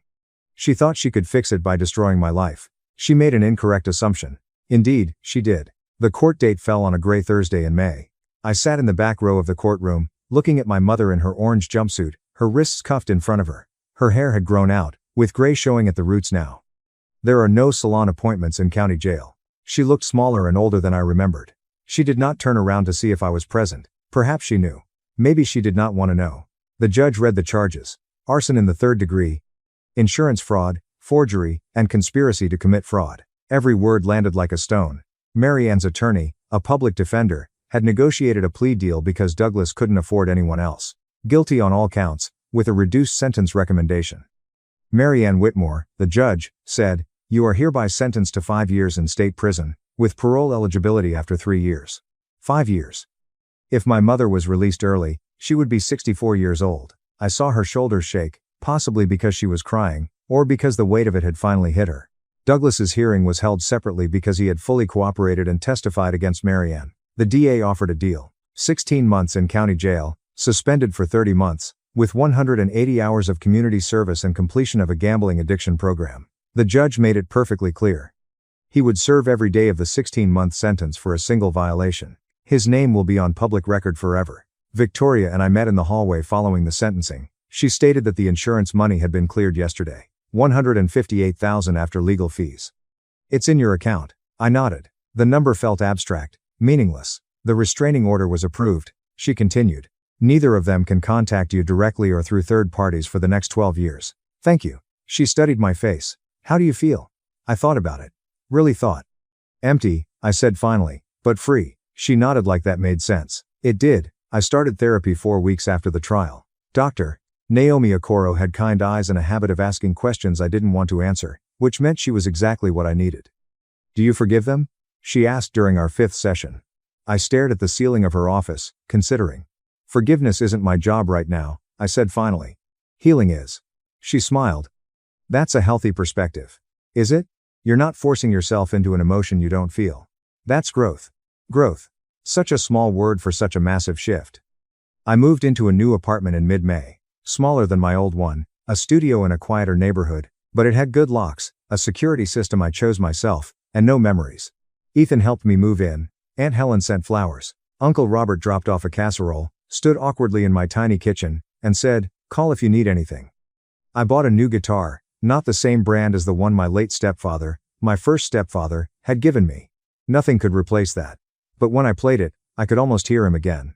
His voice teaching me chords, his laugh when I messed up. Some things can't be recovered, but you can build new ones. The nightmares faded over time. The smoke and fire, my mother's face, the sound of Douglas's cold voice, they visited less and less. Some nights I slept straight through till morning. Family, I decided, isn't about blood. It's about choice, about who shows up, who protects you, who believes you when the world says you're crazy. My biological mother tried to destroy me. My chosen family helped me survive.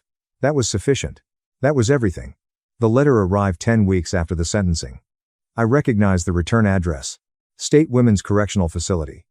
My mother's handwriting on the envelope, smaller and neater than I remembered, as if she'd taken extra care. I almost threw it away unopened. But something made me stop. I sat at my kitchen table and read it. Dear Lena, I've had a lot of time to think in here about what I did, about what I lost. You have to understand, I was desperate. Your father's debts were crushing us. And I thought, I'm not making excuses. What I did was wrong, but you're still my daughter. You're still my baby. Please come visit me. Please let me explain. I'm still your mother. Love, Mom. I read it 2, 3 times. Then I got a piece of paper and wrote back, not to send, just for myself. Marianne, you were my mother, but the woman who raised me would never have tried to kill me for money. I don't know who you are, and I don't need to find out. Don't write again. I folded the letter carefully, put it in my desk drawer. Maybe someday I'd send it. Maybe not. Then I blocked the prison's incoming mail through my post office. Professional, clean, final. Ethan came over that evening for dinner. He noticed the envelope in my trash from her. Yeah.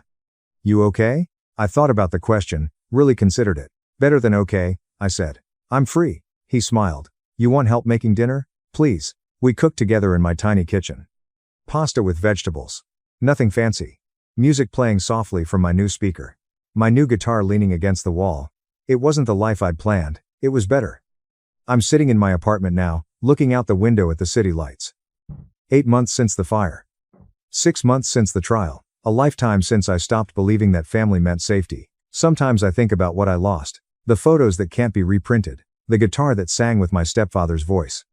The naive belief that my mother loved me more than money. Those things are gone. But here's what I found. Strength I didn't know I had.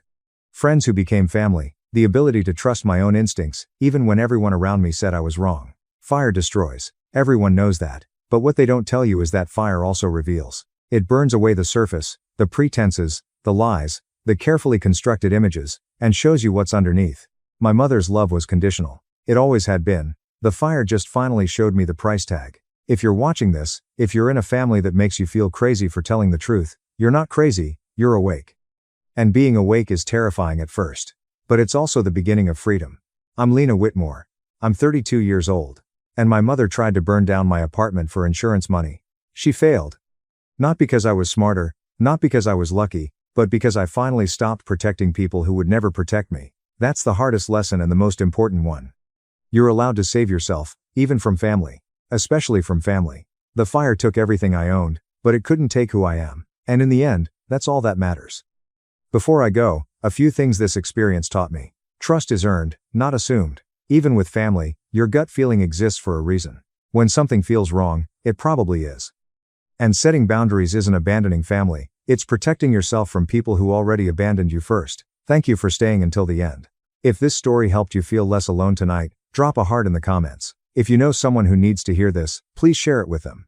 There are more stories like this one linked in the description. Check them out if you want. I'm Lena, and I'm still standing, and if you're going through something similar, you will, too. Like and subscribe. Have you called the insurance company? My mom asked 90 minutes after my husband took his last breath. My name is Harper Collins, and I am 34 years old. I never dreamed I'd be standing alone at my husband Ethan's funeral, staring at empty chairs where my family should be. Not my parents, nor Brianna, my dearest friend since childhood. When their promises to be present in sickness and health were tested, those people vanished. What I discovered that day challenged everything I thought I understood about family, loyalty, and the actual nature of love. If you're seeing this, please leave a comment telling me where you're from. Please subscribe and remain with me as I discuss how the most agonizing betrayal led to an unexpected new start. Ethan and I met 6 years ago in a small coffee shop downtown. I was hurrying to my nursing job, fatigued from a double, when I literally collided with him, spilling my latte all over his jacket. Instead of becoming enraged, he laughed and said, "Well, that's one way to warm up on a cold morning." That was Ethan, always finding the positive in any circumstance. He requested for my phone number that day, and I surprised myself by giving it to him. Something about his lovely brown eyes and easy grin made me feel at ease immediately. On our first date, we talked for hours in a small Italian restaurant. He told me about his job as a firefighter, and how he'd wanted to help people since he was a child, watching fire trucks race by his window. I discussed my journey to becoming a nurse, and our strong commitment to service formed an instant bond between us.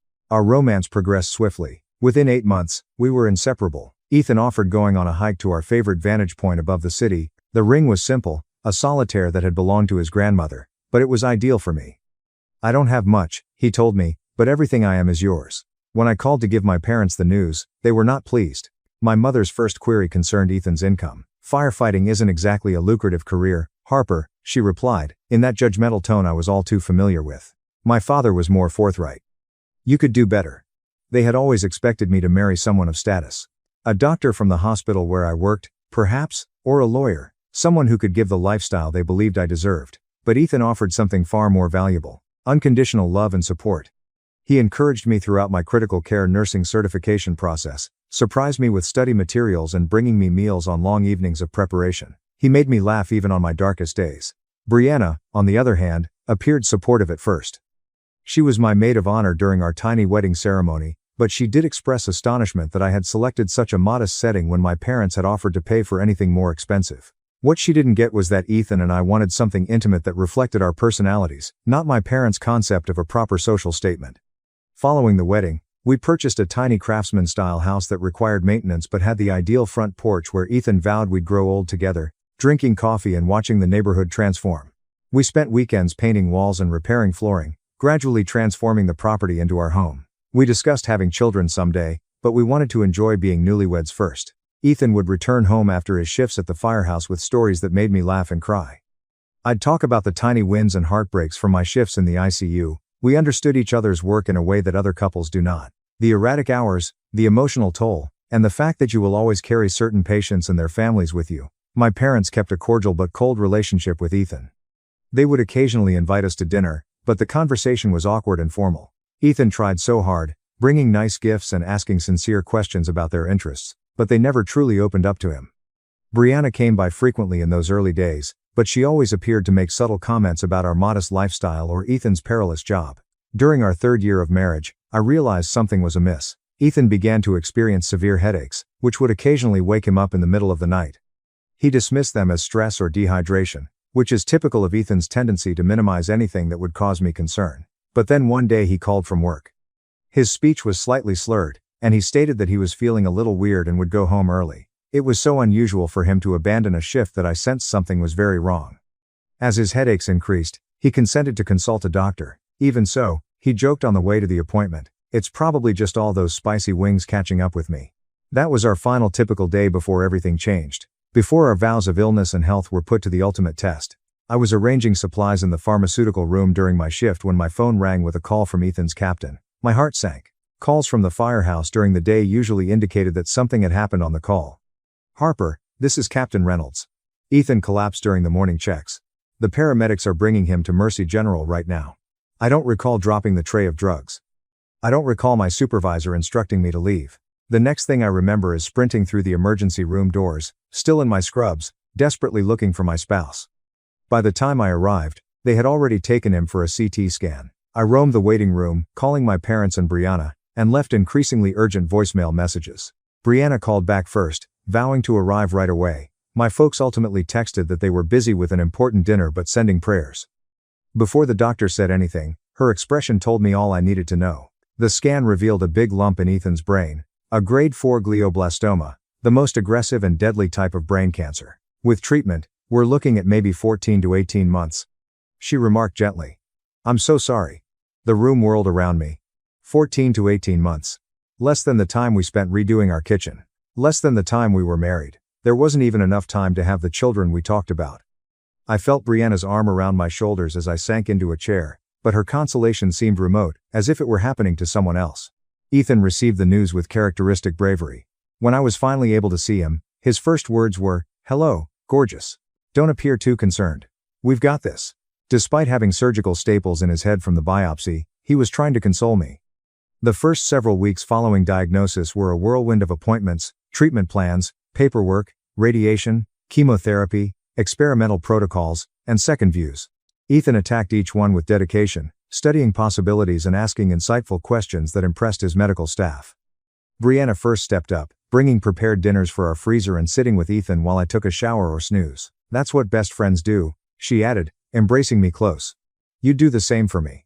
My parents paid an uneasy visit to the hospital. My mother flinched noticeably at Ethan's surgical scars, while my father instantly brought up practical issues like insurance coverage, disability benefits, and our mortgage. "Have you considered how you would manage your finances?" he inquired, not rudely, but with a realistic focus that distinguished his response to any crisis.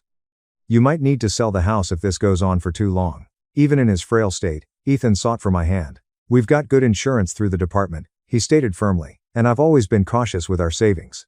Harper will not have to worry about that." I took a leave of absence from the hospital, utilizing my earned vacation time and family medical leave to become Ethan's full-time caregiver.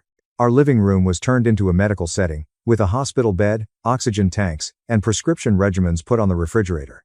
I learned how to administer his treatments, handle his worsening symptoms, and translate medical terminology for his friends and relatives. The radiation made him terribly unwell. The steroids used to minimize brain swelling caused his face and body to balloon, and he no longer resembled the strong, lively man I'd married. Throughout it all, he remained always kind, apologizing when he couldn't get to the bathroom on time or when discomfort caused him to get irritable. "You shouldn't have to do this," he said one night while I was changing his sheets for the third time.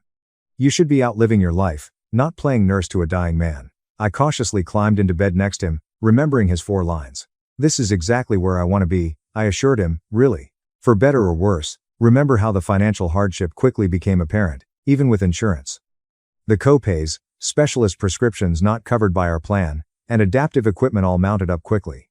Ethan's firefighter brotherhood arranged fundraisers, but the costs appeared limitless. When Brianna saw me calculating expenditures at the kitchen table one evening, she offered to lend us money. "I got that bonus last month," she said. "Let me help. You can pay me back when things settle down." Grateful and fatigued, I accepted her offer of $4,200, which helped cover a special mattress to prevent pressure sores, and some out-of-network consulting expenses. It was the first time in our friendship that I had borrowed money from her, and something about it made me uncomfortable, though I couldn't explain why at the time. As the weeks passed into months, I noticed a small alteration. Brianna's daily visits shifted to every few days, then weekly. Her texts became increasingly full of excuses. Work stress, car issues, and family responsibilities. My parents contacted on occasion, always asking about practical concerns rather than how we were doing emotionally. 7 months into Ethan's treatment, we heard the dreaded news. Regardless, the tumor continued to grow. His oncologist prescribed a different treatment regimen, but she saw little hope. Ethan remained determined to fight, but I could tell in his eyes that we were running out of choices. That night, while he slept fitfully alongside me, I allowed myself to weep silently for the future we were losing, for the children we would never have, for the anniversaries we would never celebrate, and for the opportunity to grow old together that had been taken away from us. What I didn't realize was that cancer was not the only thing I was about to lose. The ultimate betrayal was only beginning. As Ethan's condition worsened, the number of individuals surrounding us shrank. The regular stream of visits from the firehouse continued, with his co-workers bringing meals, cutting our lawn, and doing things around the house, but our personal connections began to deteriorate.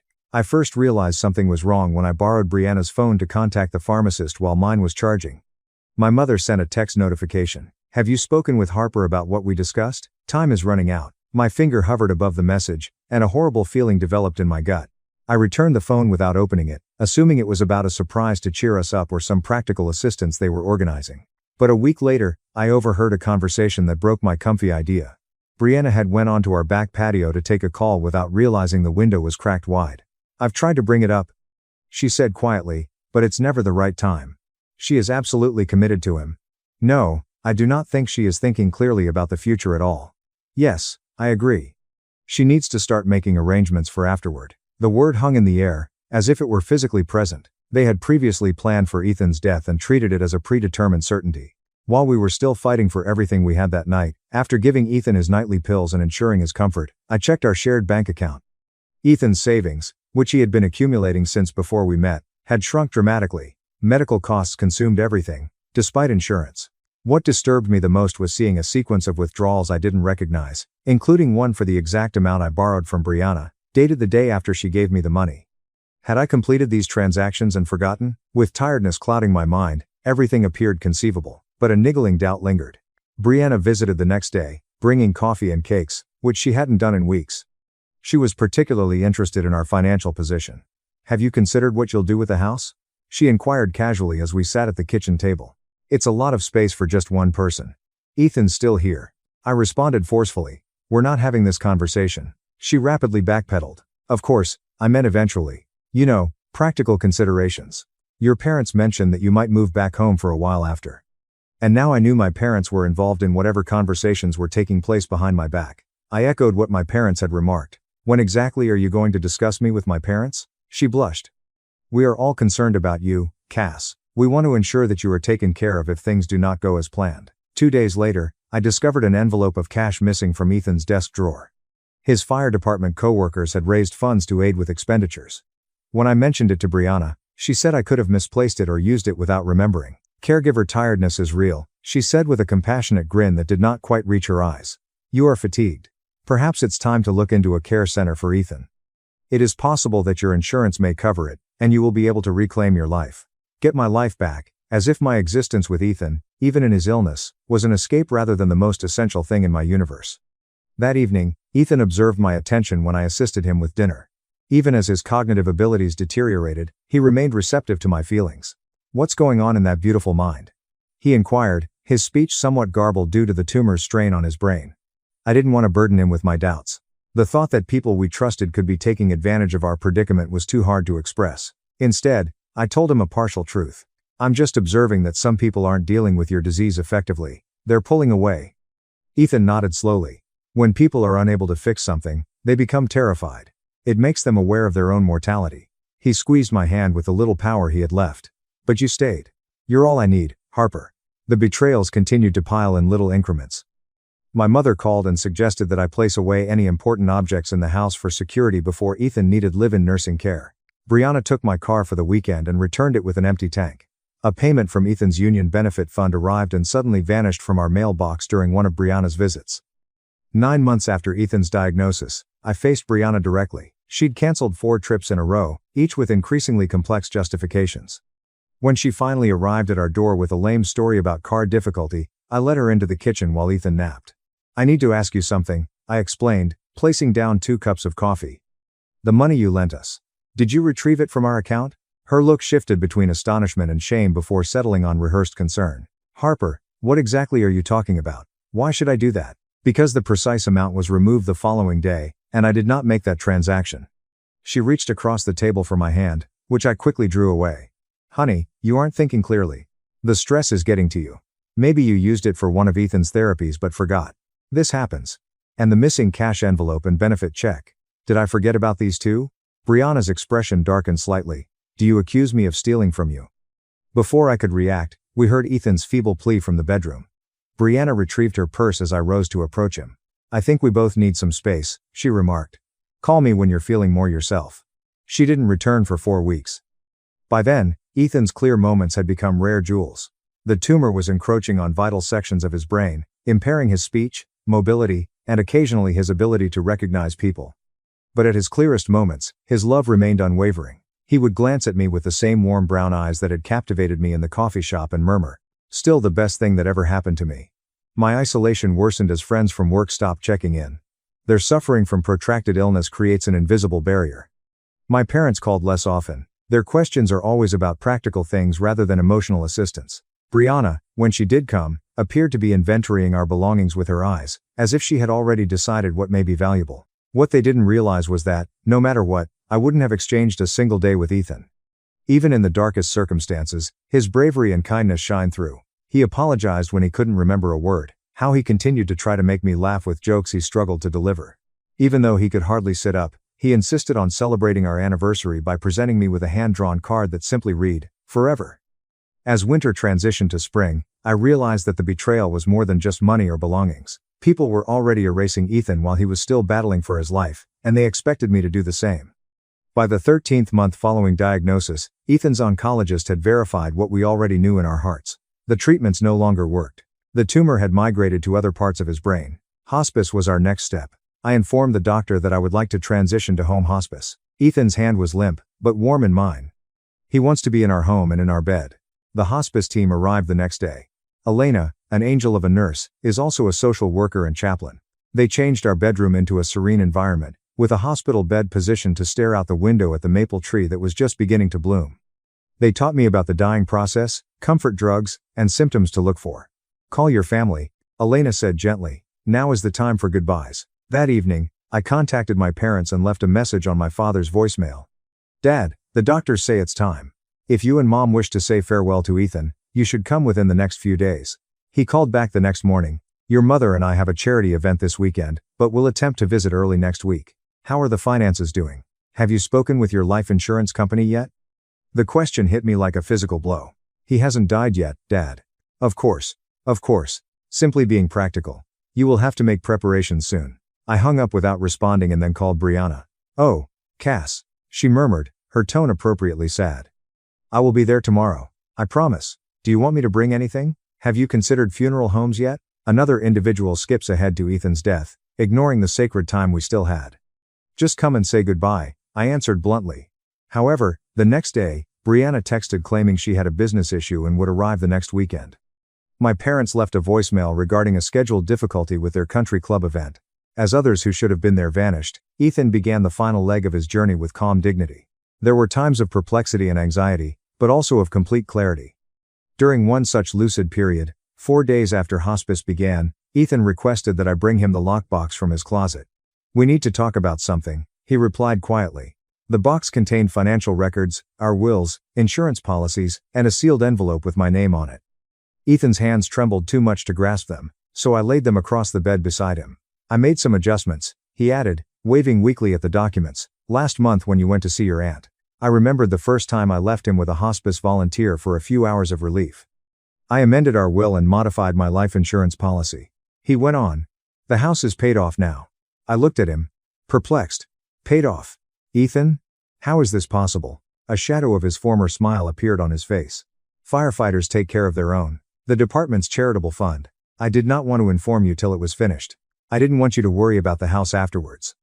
"Ethan, no," I interjected, tears in my eyes. "We don't need to talk about what happens after." He made an effort to grab for my hand. "We do, my darling.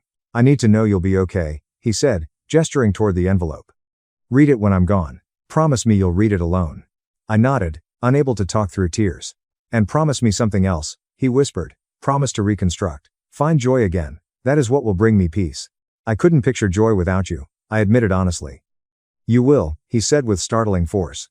"Harper, you are stronger than you realize. Stronger than all of them." I didn't ask who they were. Somehow, I knew. The following 2 days were serene and full of modest, lovely moments. I read to Ethan from his favorite books, played music from our wedding, and slept next to him, telling stories about our best days together. His colleagues from the firehouse arrived in pairs to say goodbye, each embracing me with genuine compassion, before sitting beside Ethan's bed to share memories or simply hold his hand. Ethan sneaked away at daylight on a Wednesday morning. His heavy breathing filled the quiet room for a moment, and then he was gone. I was holding his hand and telling him about the cardinal that had just landed on our windowsill, which is his favorite bird. Elena, the hospice nurse, arrived immediately after my call. She assisted me in washing his body for the final time, an old rite of love and respect. When the funeral home staff arrived, I kissed his forehead and whispered, "Thank you for loving me."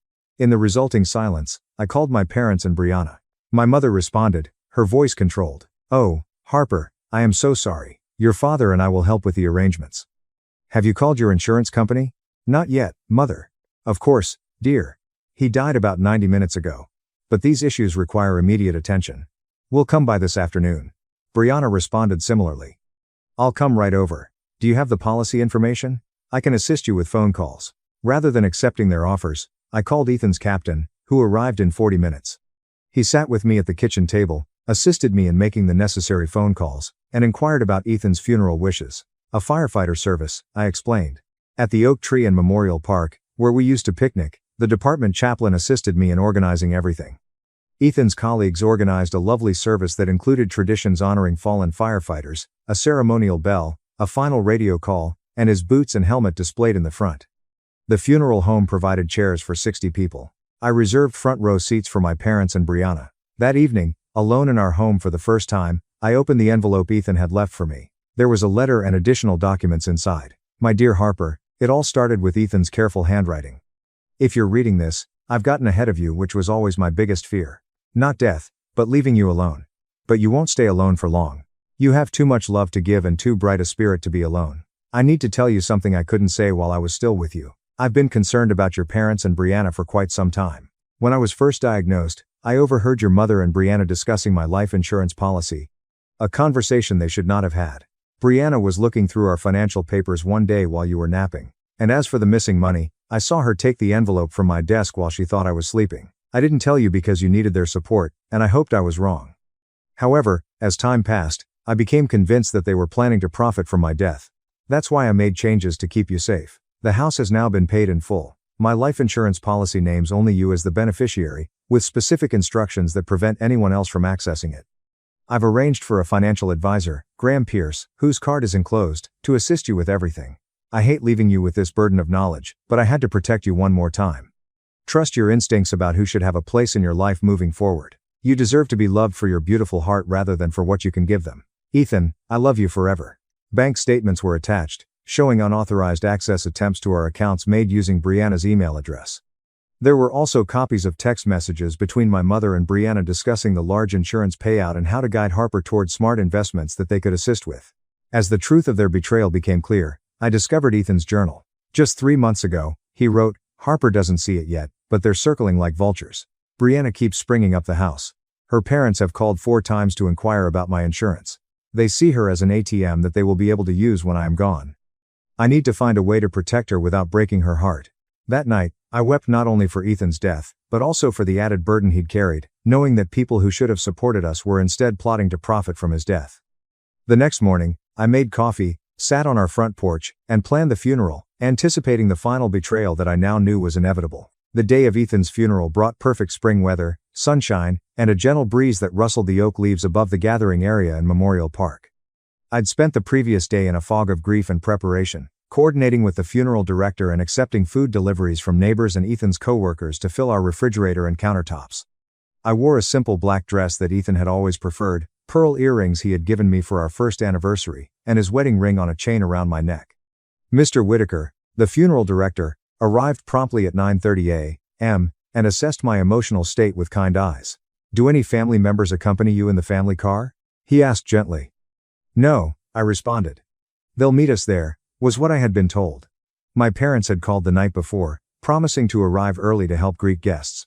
Brianna had simply texted, "See you tomorrow. Stay strong." We arrived at the park about 40 minutes before the service. Firefighters in dress uniforms were already setting up, placing Ethan's helmet, boots, and uniform jacket on a display table draped with a ceremonial flag. Captain Reynolds approached me immediately, enveloping me in a bear hug. "We're all here for you," he said, his voice rough and emotional. "Whatever you need today or any day." As the start time approached, I kept looking around the parking lot for my parents' silver Mercedes or Brianna's red hatchback. The chairs began to fill up with Ethan's colleagues, hospital staff from where I worked, and neighbors from our street. The department chaplain checked his watch before approaching me. "Should we wait a few more minutes?" he asked nicely. I nodded and took out my phone to check for messages. Brianna had sent a text just 20 minutes earlier. "An emergency at work. Cannot get away. I am so sorry. Call you tonight." My mother had left a voicemail. "Harper, your father's car is making strange noises on the highway. We'll have to turn back."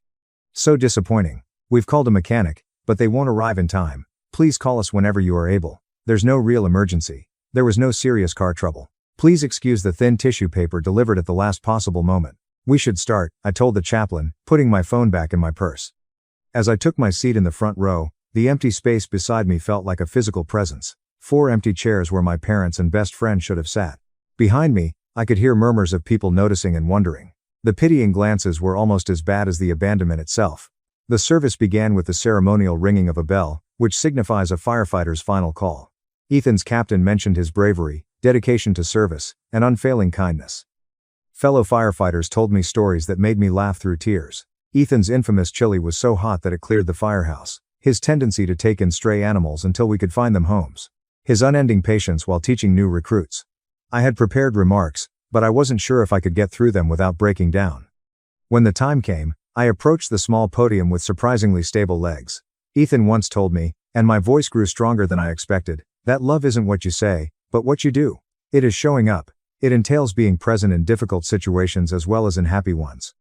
I looked out at the sea of uniforms, people who had been there consistently throughout Ethan's illness and now in his death.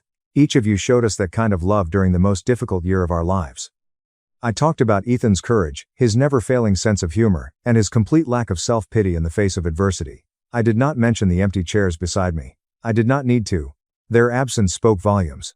Following the final prayer and the folding of the ceremonial flag, which Captain Reynolds presented to me with formal solemnity, people filed past to express their condolence. There are so many whispered variations of "if you need anything." And I automatically thanked them, knowing that most good-willed offers of assistance would fade as normal life resumed. As the crowd thinned, a man I didn't know approached hesitantly. He shared Ethan's eyes and the same cleft in his chin. "Harper, I'm Logan, Ethan's brother." I stared in shock. Ethan had mentioned his estranged brother several times, but he claimed they hadn't spoken in years due to a family conflict that he never fully explained. "I know this is strange," Logan said awkwardly. "We weren't in touch, but when I saw the notice, I knew I had to come. He was my little brother." Tears welled up in my eyes as I embraced the stranger with pieces of Ethan on his face. "He would have been overjoyed that you came." Logan looked at the empty chairs. "Your family could not make it." "They chose not to," I explained simply. His expression changed to one of understanding. "Ethan always described you as the strongest person he knew. Now, I understand why." At the cemetery, the final goodbye was even more personal. Just me, the funeral director, and a few of Ethan's closest colleagues. The department chaplain said a final prayer as Ethan's ashes were placed in the simple niche we had chosen together during one of his more lucid moments. I placed a small carved firefighter emblem next to the gift from his rookie class.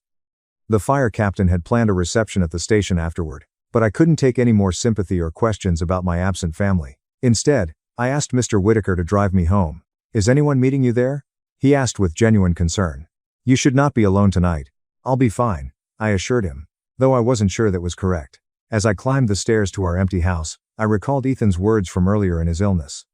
We'd been talking about how people were uncomfortable with his diagnosis, and how some of their friends had already started to disappear. Some people struggle to cope with the difficulties of life. He'd stated, they want the wedding but not the marriage, the birth but not the sleepless nights, the anniversary celebrations but not the daily work of loving someone. Don't be too harsh on them, Cass. Not everyone has your strength. I assumed he was being generous. Now I wondered if he'd been preparing me for this exact moment, standing alone on our porch, knowing that the people who should have loved me the most had failed the ultimate loyalty test. As I turned the key in the lock, I reached a decision. This betrayal wouldn't define me. I'd honor Ethan by being the person he saw in me, someone capable of rising from the ashes. 10 days after the funeral, I was sorting through Ethan's clothes, the most difficult task I had yet undertaken, when the doorbell rang. Through the peephole, I saw Brianna standing on the porch between my parents, all three wearing appropriately somber expressions. I considered not responding. The thought of their phony condolences made my stomach turn. But Ethan's voice seemed to whisper into my ear. "Cass, face it head on. Get some closure." I opened the door without greeting anyone. "Darling," my mother said, stepping forward to embrace me. I stayed stiff in her arms. "We've been very worried. You have not been returning calls." "Come in," I said flatly, stepping aside. They entered the living room. My father is carrying a foil-covered casserole dish. Brianna holds a small gift bag. The normality of these gestures, as if they were making a standard condolence call rather than showing up after abandoning me at my husband's funeral, was bizarre. "We brought dinner," my father said, setting the dish on the coffee table. "Your mom's lasagna." Brianna added, "And this is just a little something," as she offered the gift bag.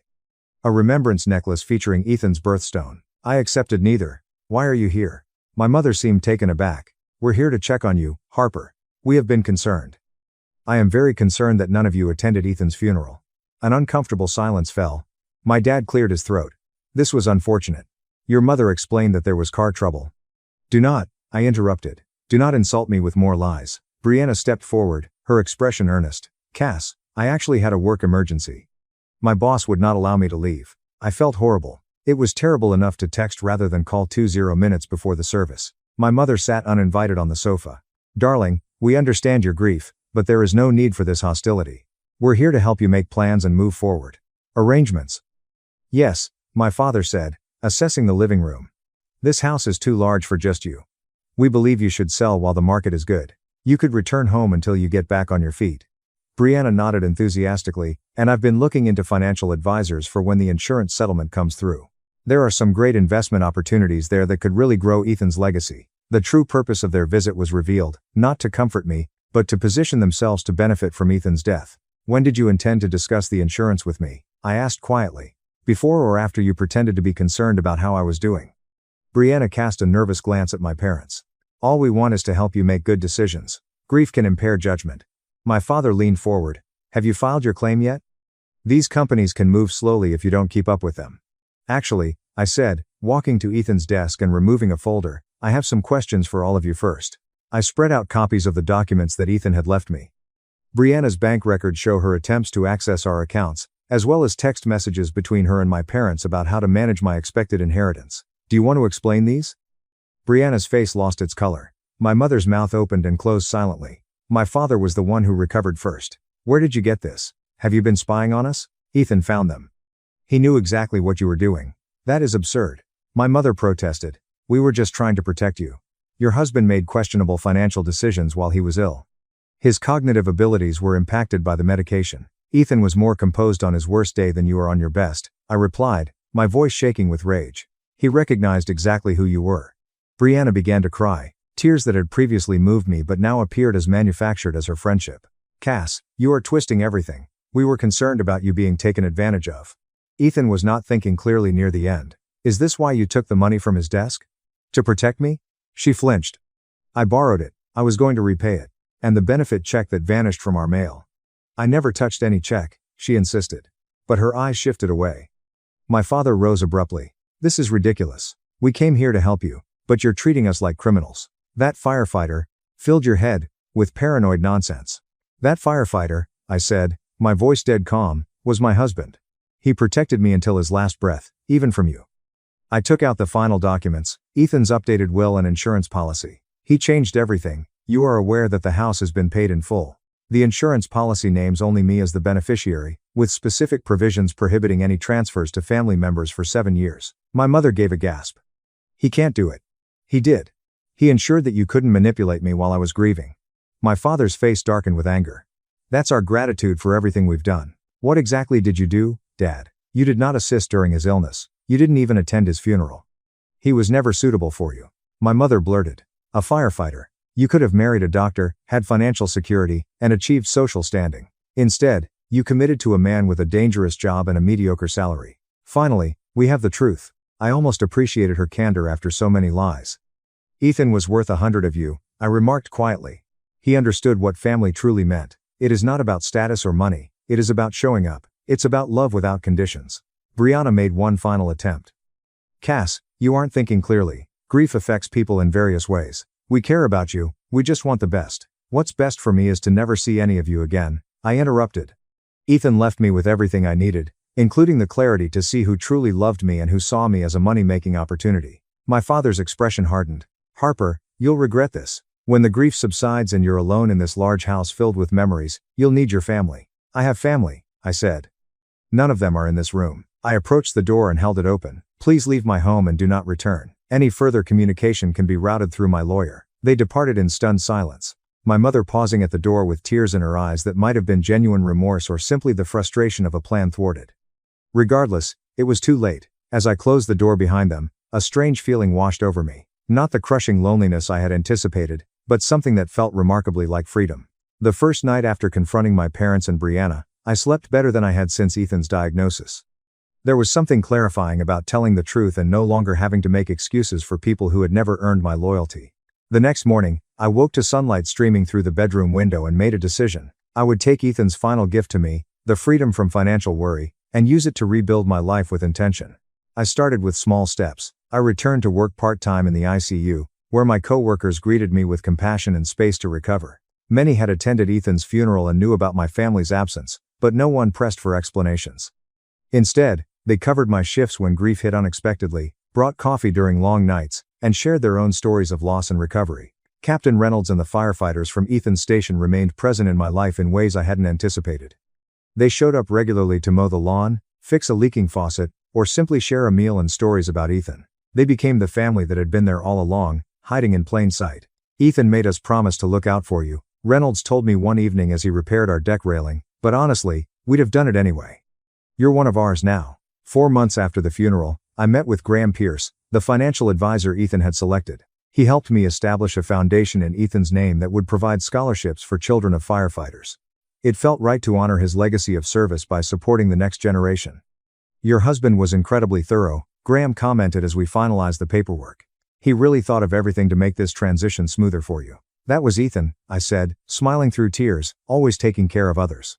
As summer faded into fall, I began the painful but necessary process of going through Ethan's belongings. Each item held memories. His favorite flannel shirt still carried his scent. His coffee mug with a chipped handle remained on its hook in the kitchen. His reading glasses lay on his nightstand beside a half-finished mystery novel. I didn't rush. Some days I could only manage to sort through a single drawer before emotions overwhelmed me. Other days brought unexpected laughter at discovering Ethan's collection of silly socks or the love notes he'd hidden throughout our bedroom. One afternoon, while organizing his desk, I found a business card for Logan, Ethan's arranged brother, with a note in Ethan's handwriting. "Should try again someday." After hesitating for days, I finally called the number. Logan answered on the third ring. "I found your card in Ethan's things," I explained. "I thought maybe we could get coffee sometime." We met the following week at a quiet cafe. The resemblance to Ethan was even more striking in the daylight. The same crinkles around his eyes when he smiled, the same thoughtful pause before speaking. "I regret not reaching out sooner," Logan said after we'd exchanged awkward pleasantries. "Our falling out was over something so stupid. Family business disagreements after our parents died. Ethan never talked much about it." I admitted that sounds like him. Never one to speak ill of others. Logan stirred his coffee absently. "When I saw his obituary, it hit me how much time we'd wasted. Years we can't get back." "He kept your card," I offered. "I think he wanted to reconnect, too." That first meeting led to others.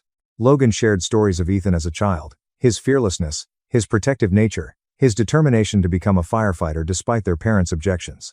I found comfort in these glimpses of the man I loved before I knew him. Logan had a family of his own. A wife named Natalie and twin boys who had Ethan's smile. They invited me for Sunday dinners and holiday gatherings, incorporating me into their lives with a natural ease that made me realize what genuine family felt like. On the 18-month anniversary of Ethan's death, I held a small memorial at our favorite spot by the lake. Logan's family came along with Ethan's firefighter brothers and several of my nursing colleagues. We shared memories and planted a young oak tree with a simple plaque. "Ethan Collins, beloved husband, brother, friend. His love continues to grow." That evening, alone in our house, which now felt like truly mine, I opened a letter that had arrived in the morning mail. It was from Brianna. "Harper," it began. "I've written this letter a dozen times over the past year. Nothing I can say will excuse what I did. Greed and envy got the better of me, and I betrayed the most important friendship of my life. I'm not asking for forgiveness or reconciliation. I just want you to know that losing your friendship has taught me what truly matters, and I will spend the rest of my life trying to be worthy of the trust one squandered. I hope you found peace and that Ethan's memory continues to bring you comfort." I didn't respond to the letter, but I didn't throw it away either. It represented something important, an acknowledgement of the pain caused and the consequences of betrayal. My parents had made no such attempt at amends, maintaining through mutual acquaintances that I had pushed them away during my grief. As the seasons changed, I found myself volunteering at a grief support group for young widows and widowers. Sharing my experience helped others navigate their own losses, and their stories reminded me that pain, while unique to each person, is also universal. When spring came again, I made another significant decision. Using some of Ethan's life insurance money, I purchased a small cottage near the lake where we dreamed of retiring someday. The main house, our home together, I kept, unable to part with the walls that had witnessed our love story from beginning to end. The cottage became my weekend sanctuary, a place to hear the loons at dawn and watch fireflies at dusk, a place to feel Ethan's presence in the beauty of nature he'd so loved.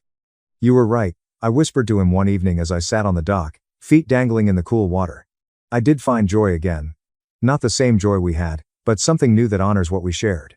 New friendships entered my life, genuine connections formed through shared interests and mutual respect rather than history or obligation. I became close with Elena, the hospice nurse who had guided us through Ethan's final days.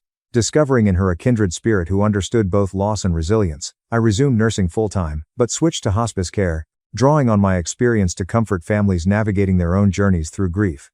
The work was emotionally demanding but deeply fulfilling, allowing me to transform my pain into compassion for others.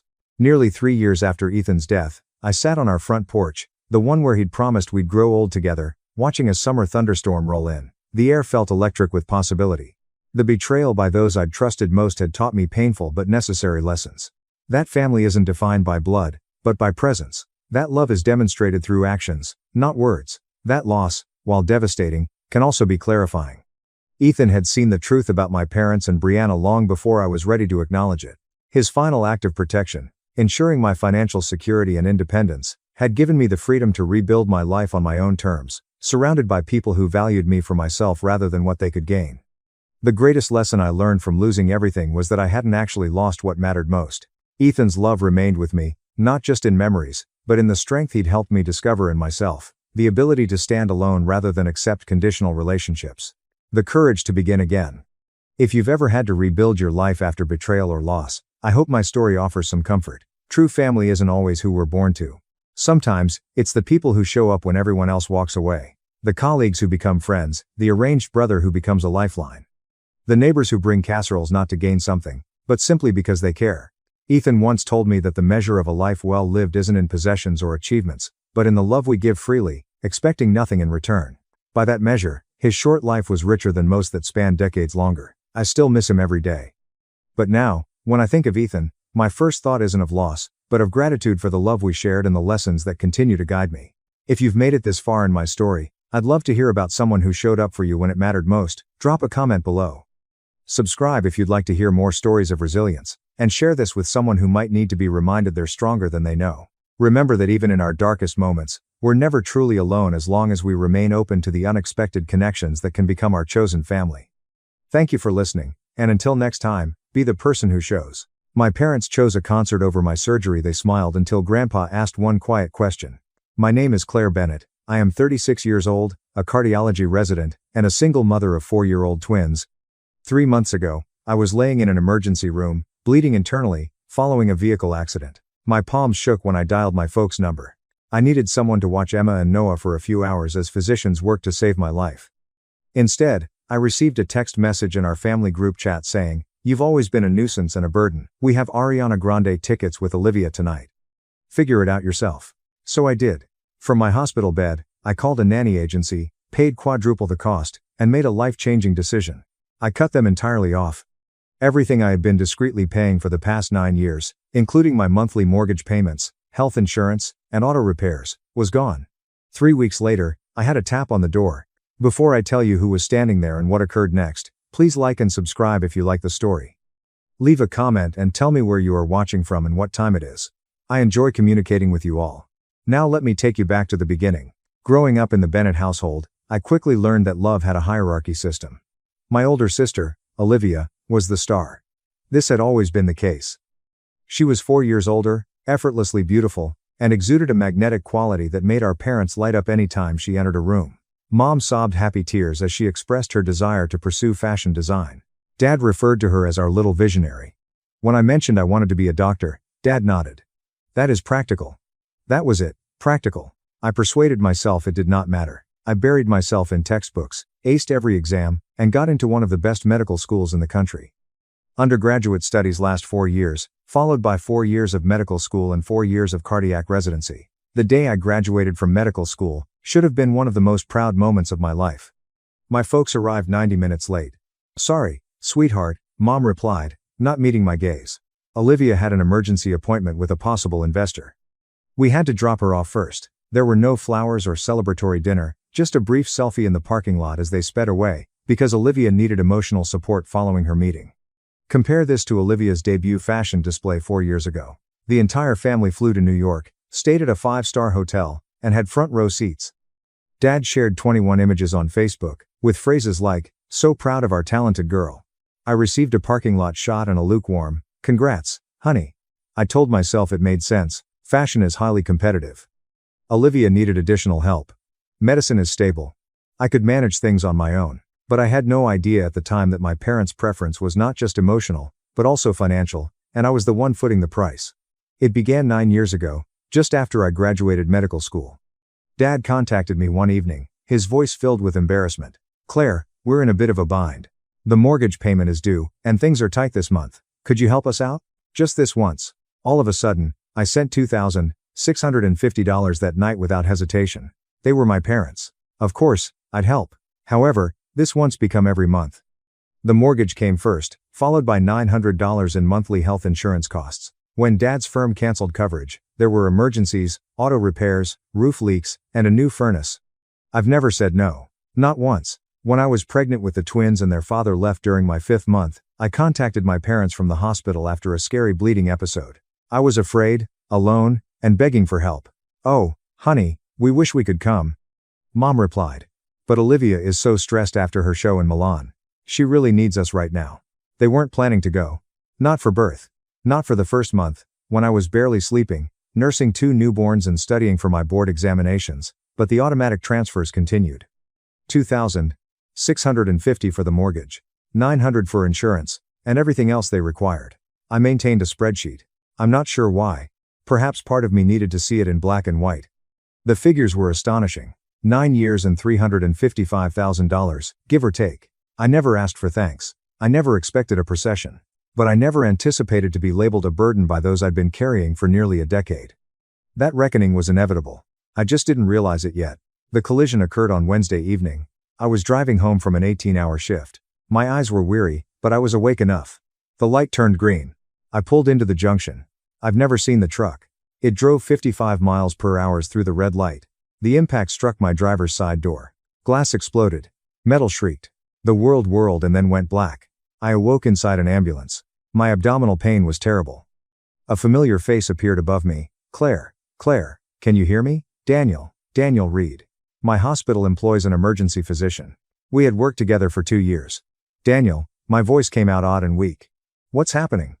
"You were in an accident. We're taking you in now. Possible internal bleeding. You're going to need surgery." "Treatment?" The word struck me like a second collision. "My children."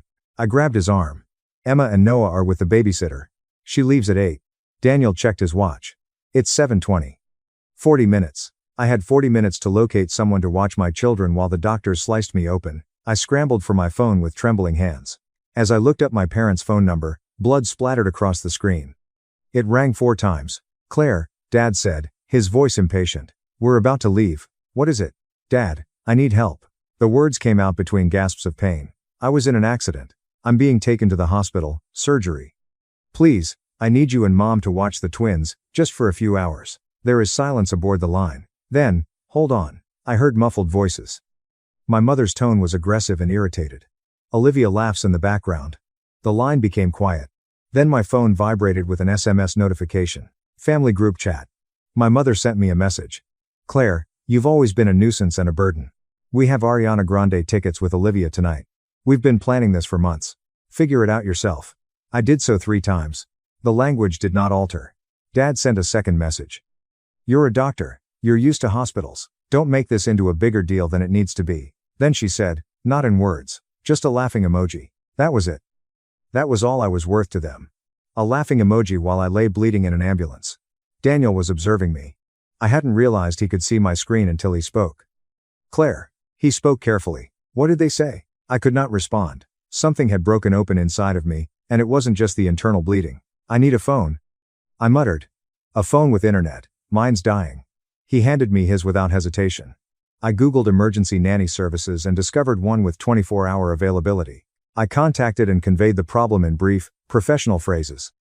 Yes, I would pay 3 times the rate. Yes, I would offer the babysitter's contact information for handoff instructions. Yes, I authorized payment immediately. It was completed in 4 minutes. Daniel was still watching me as I returned his phone. He said nothing. He did not have to. "Can you screenshot those messages?" I requested from my phone, just before it died. He nodded slowly. "Yeah, I can do that." I closed my eyes as the ambulance entered the hospital area. The agony was intense now, but it wasn't coming from my abdomen. From my hospital bed, with an IV in my arm and fear in my heart, I made the simplest decision of my life. The surgery lasted 5 hours. Spleen rupture, resulting in internal hemorrhage. Another 10 minutes and I might not have made it. I was in the hospital for 6 days, which included IV drips, morphine haze, and nurses monitoring my vitals every few hours. My parents have not called, texted, or visited me once. The emergency nanny service was pricey, but well worth the money. They communicated with my regular sitter, kept Emma and Noah safe and fed, and emailed me daily photo updates. Strangers provided better care for my circumstance than my own relatives. On day 3, I asked the nurse for my laptop. "Are you certain you're up for it?" she inquired. "You should be resting. I need to take care of something." My hands remained calm as I signed into my bank app. 9 years of automatic transfers gazed back at me, like clockwork. $2,650 on the 1st of each month and $900 on the 15th. I canceled them all. Then I went into my phone settings and blocked my father's, mother's, and Olivia's numbers. There were no dramatic scenes, no tears, and no second guessing. It felt like I was putting down a weight I had been carrying for so long that I had forgotten it was there. Daniel came by later that afternoon. He checked in on me every day, bringing coffee and calm company. "How do you feel?" he asked. I glanced up at him and, for the first time in years, told him the truth. "Better. For the first time in 9 years, I feel better." He didn't press for specifics. He nodded as if he understood. I knew the consequences were coming. My parents would notice the missing money. They would rage, wail, and demand explanations. But I didn't expect what happened next. 3 weeks after surgery, I was finally home, moving slowly and very uncomfortable, but alive. It was Sunday morning. I was making pancakes for Emma and Noah, which is their favorite weekend treat. The kitchen smelled like butter and maple syrup. Noah tried to stack his toy blocks. Emma helped, by knocking them down. Then came a knock. I have 3 sharp raps on my front door. I cleaned my hands on a dish towel, my heart racing. If it was my parents, I was not prepared. I wasn't sure whether I would ever be ready. When I peeked through the peephole, my breath caught. Standing on my porch was a tall guy in his early 70s with well-combed silver hair, keen blue eyes I recalled from boyhood, and a posture that still bore the power of 42 years on the federal bench. Grandfather Henry. I hadn't seen him for nearly 4 years. My parents were continually making reasons for why we couldn't visit. Too busy, too far, too inconvenient. I answered the door, and he drew me into a hug so tight that my surgical wound hurt. "Claire." His voice sounded gruff. "Let me look at you." He drew back, his gaze sweeping my face before falling to where my hand lay protectively on my abdomen. "I know everything," he replied gently. "Margaret told me." Aunt Margaret, my mother's younger sister, was the only person in the family who had ever openly questioned how my parents treated me. "Grandpa, I don't." He raised his hand. "You don't have to explain anything, but I'd like you to accompany me somewhere." He reached into his jacket and brought out a cream-colored, exquisite, formal envelope. An invitation. "My 72nd birthday party is next Saturday. The entire family will be there." His gaze met mine. "And I have some things to say." Grandpa Henry sat at my kitchen table, watching Emma and Noah with a warm grin. They had immediately taken to him, showing off their toys and demanding his attention. He donated liberally. "They look just like you did at that age," he told me. Same stubborn chin. I set down 2 cups of coffee and sat across from him. "Grandpa, how did you learn about the accident? What about everything?" "Margaret called me the night it happened." He clutched the mug. "She'd heard through one of your cousins, and when she told me what your parents did," he paused, his jaw stiffening. "I've been watching this for years. Claire, Susan and David regard you differently than Olivia. I'm old, but I'm not blind." I looked at my coffee. I thought maybe I was imagining it, making it bigger than it was. "You weren't." His voice carried the weight of a man who had spent decades discerning fact from fiction. "I was a federal judge for 42 years. I understand how to read people. I understand what favoritism and exploitation look like." He leaned forward. "Tell me something. Do you still have records of the money you sent them?"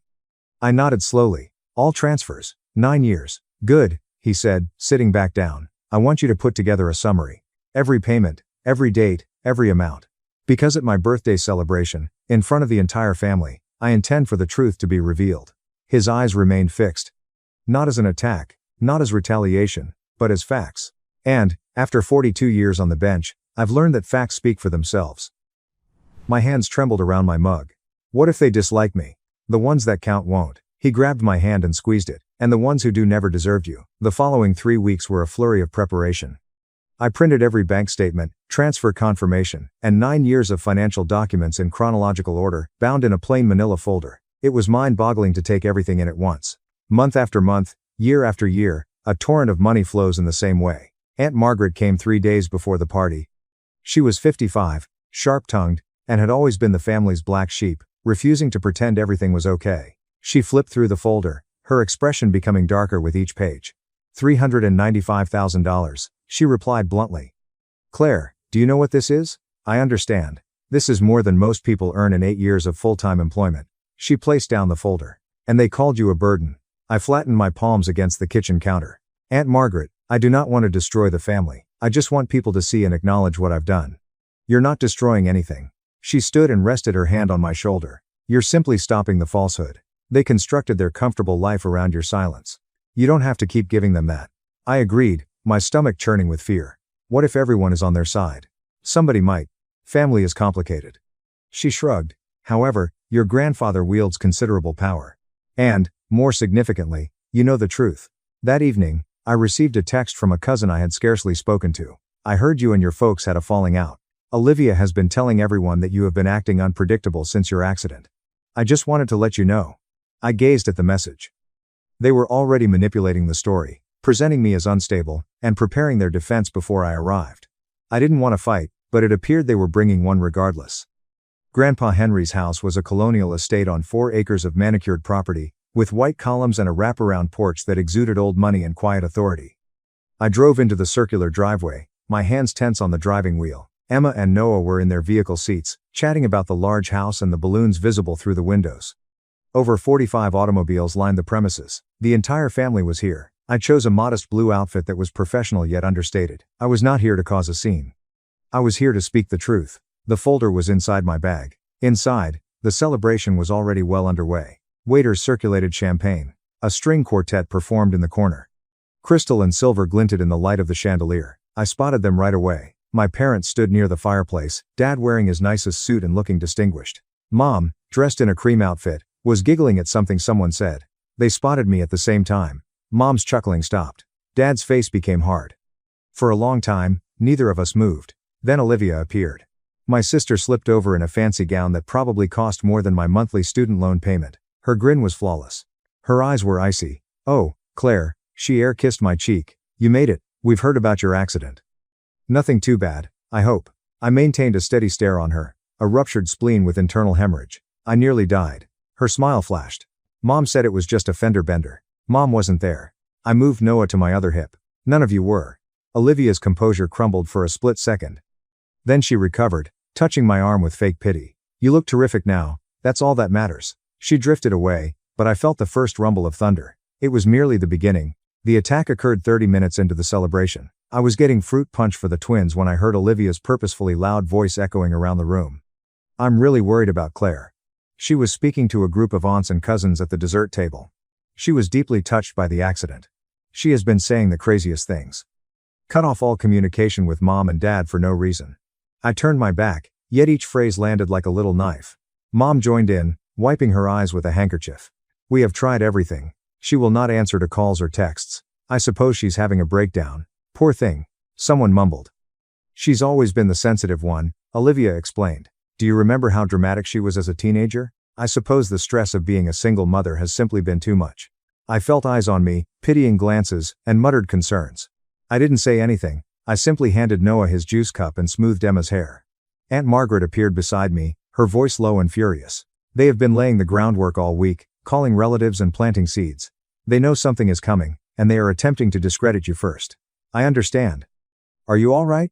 I looked across the room to my grandfather. He was looking at the scene with an unreadable expression and a glass of whiskey in his hand. He gave me a small nod. I'm fine, I assured Margaret.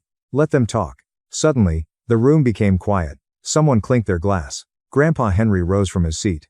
At 72, he still commanded respect as the courtroom judge he had been for over 4 decades. Every eye in the room focused on him. Before we continue with the festivities, he said, his voice carrying easily, I have a few things I'd like to say. The atmosphere changed. This was it. Okay, I need to take a quick pause here. Before Grandpa tells you what he knows, I'd like to ask you something. Have you ever been in a situation where someone tried to rewrite the truth about you, painting you as crazy simply because you stood up for yourself? Leave a comment to share your story, or simply type the truth if you've been there. And if you're enjoying this, please click the like button. Trust me, what happens next is worth staying for. Okay, back to the party. Before Grandpa could finish, my father stepped forward. Dad, please wait. His voice was controlled, but I could see the tension in his jaw. Before you say anything, there's something the family should know. Grandpa raised an eyebrow. David. Dad turned to face the audience, every bit the concerned parent. As many of you may have heard, my daughter Claire has been going through a difficult time. He smiled as he motioned to me. After her accident, she's been confused, distant. She has completely cut off contact with her mother and me. Mom stepped up beside him, clutching the handkerchief. We've only ever wanted the best for her, she said, her voice shaking. But she's been spreading terrible lies about us, saying we abandoned her, that we don't love her. It was a quiet room. I felt 45 pairs of eyes fixed on me. We've tried to be patient, Dad said, but it has been heartbreaking. We gave that girl everything. Everything, Olivia continued, her voice carrying across the room. She's even claimed that we refused to help her during her accident, which is completely false. There must be a misunderstanding. Someone nearby gave a sympathetic murmur. The poor things. I stood frozen. Emma had buried her face into my neck, sensing the tension. Claire, an aunt I barely knew, approached me. Honey, is everything all right?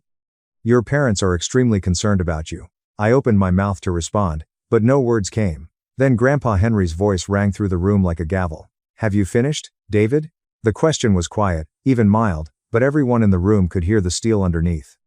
Dad's confident expression wavered. I just thought the family should know. The family should know the truth, Grandpa interjected. And I intend to give it to them. Grandpa Henry walked to the center of the room. His gait was measured and deliberate, the walk of someone who had presided over hundreds of cases and never lost control of the courtroom. I've listened to your concerns, David, said the manager. Susan, Olivia, you've painted a very clear picture of a troubled young woman who's turned against her loving family. He paused, allowing the words to linger. Now, I'd like to ask you some questions. Dad shifted uncomfortably. Dad, I don't think this is the place. This is exactly the place. Grandpa's voice did not rise, but instead hardened. This is family, and families should know the truth about each other. He turned to face my father. David, I have a simple question. Who has been paying the mortgage on your home for the past 9 years? Dad's face lost its color. What about our mortgage? $2,650 per month for 9 years. Who has been paying it? Dad's gaze darted to Mom. We pay our own mortgage. Do you? Grandpa reached into his jacket pocket and took out a folder. My folder, because I have here a complete record of bank transfers from Claire's account to your mortgage company every month for 108 consecutive months. A collective gasp echoed throughout the space. That's a misunderstanding, Mom said. Claire offered. We never asked. I'm not saying you held a gun to her head, Grandpa explained calmly. I'm just establishing facts. He opened the folder. Allow me to share some numbers with the family. I think they'll find them illuminating. Olivia paled across the room. Dad's hands were clenched by his sides. Mom looked like she was about to faint. And I stood there, holding my children, my heart pounding as the truth began to emerge. 9 years. Grandpa Henry read from his folder. Let's break it down. The room was completely silent. Even the string quartet had stopped performing. Mortgage payments, $254,400. He looked up. That's the house David and Susan live in, the house they claim they pay for themselves. Somebody was gasping. Health insurance premiums are $86,400. Claire paid the bill when David's company dropped coverage. He flipped a page. Car repairs, home maintenance, emergency expenses, approximately $52,000. Another page. Cash gifts and financial support for Olivia's fashion ventures, $15,000. He closed the folder. Total, $401,800, give or take. The silence was deafening. Aunt Margaret stepped forward. For context, everyone, that's more than most people make in 8 years of full-time work. Claire did this while completing her medical residency and raising infant twins alone. She offered, Mom said, her voice cracking. We never forced her. No one said you forced her, Grandpa answered. But I'm curious. In 9 years of receiving assistance, how many times did you say thank you? No response. How often did you visit her in the hospital after her twins were born? There's still nothing. How many times have you shown up for her? My mother began crying, not the delicate, sympathetic tears of earlier, but genuine, ugly sobs. We thought she was fine, Dad explained, his voice hollow. She never complained. She always managed. She managed, Grandpa repeated, because she needed to.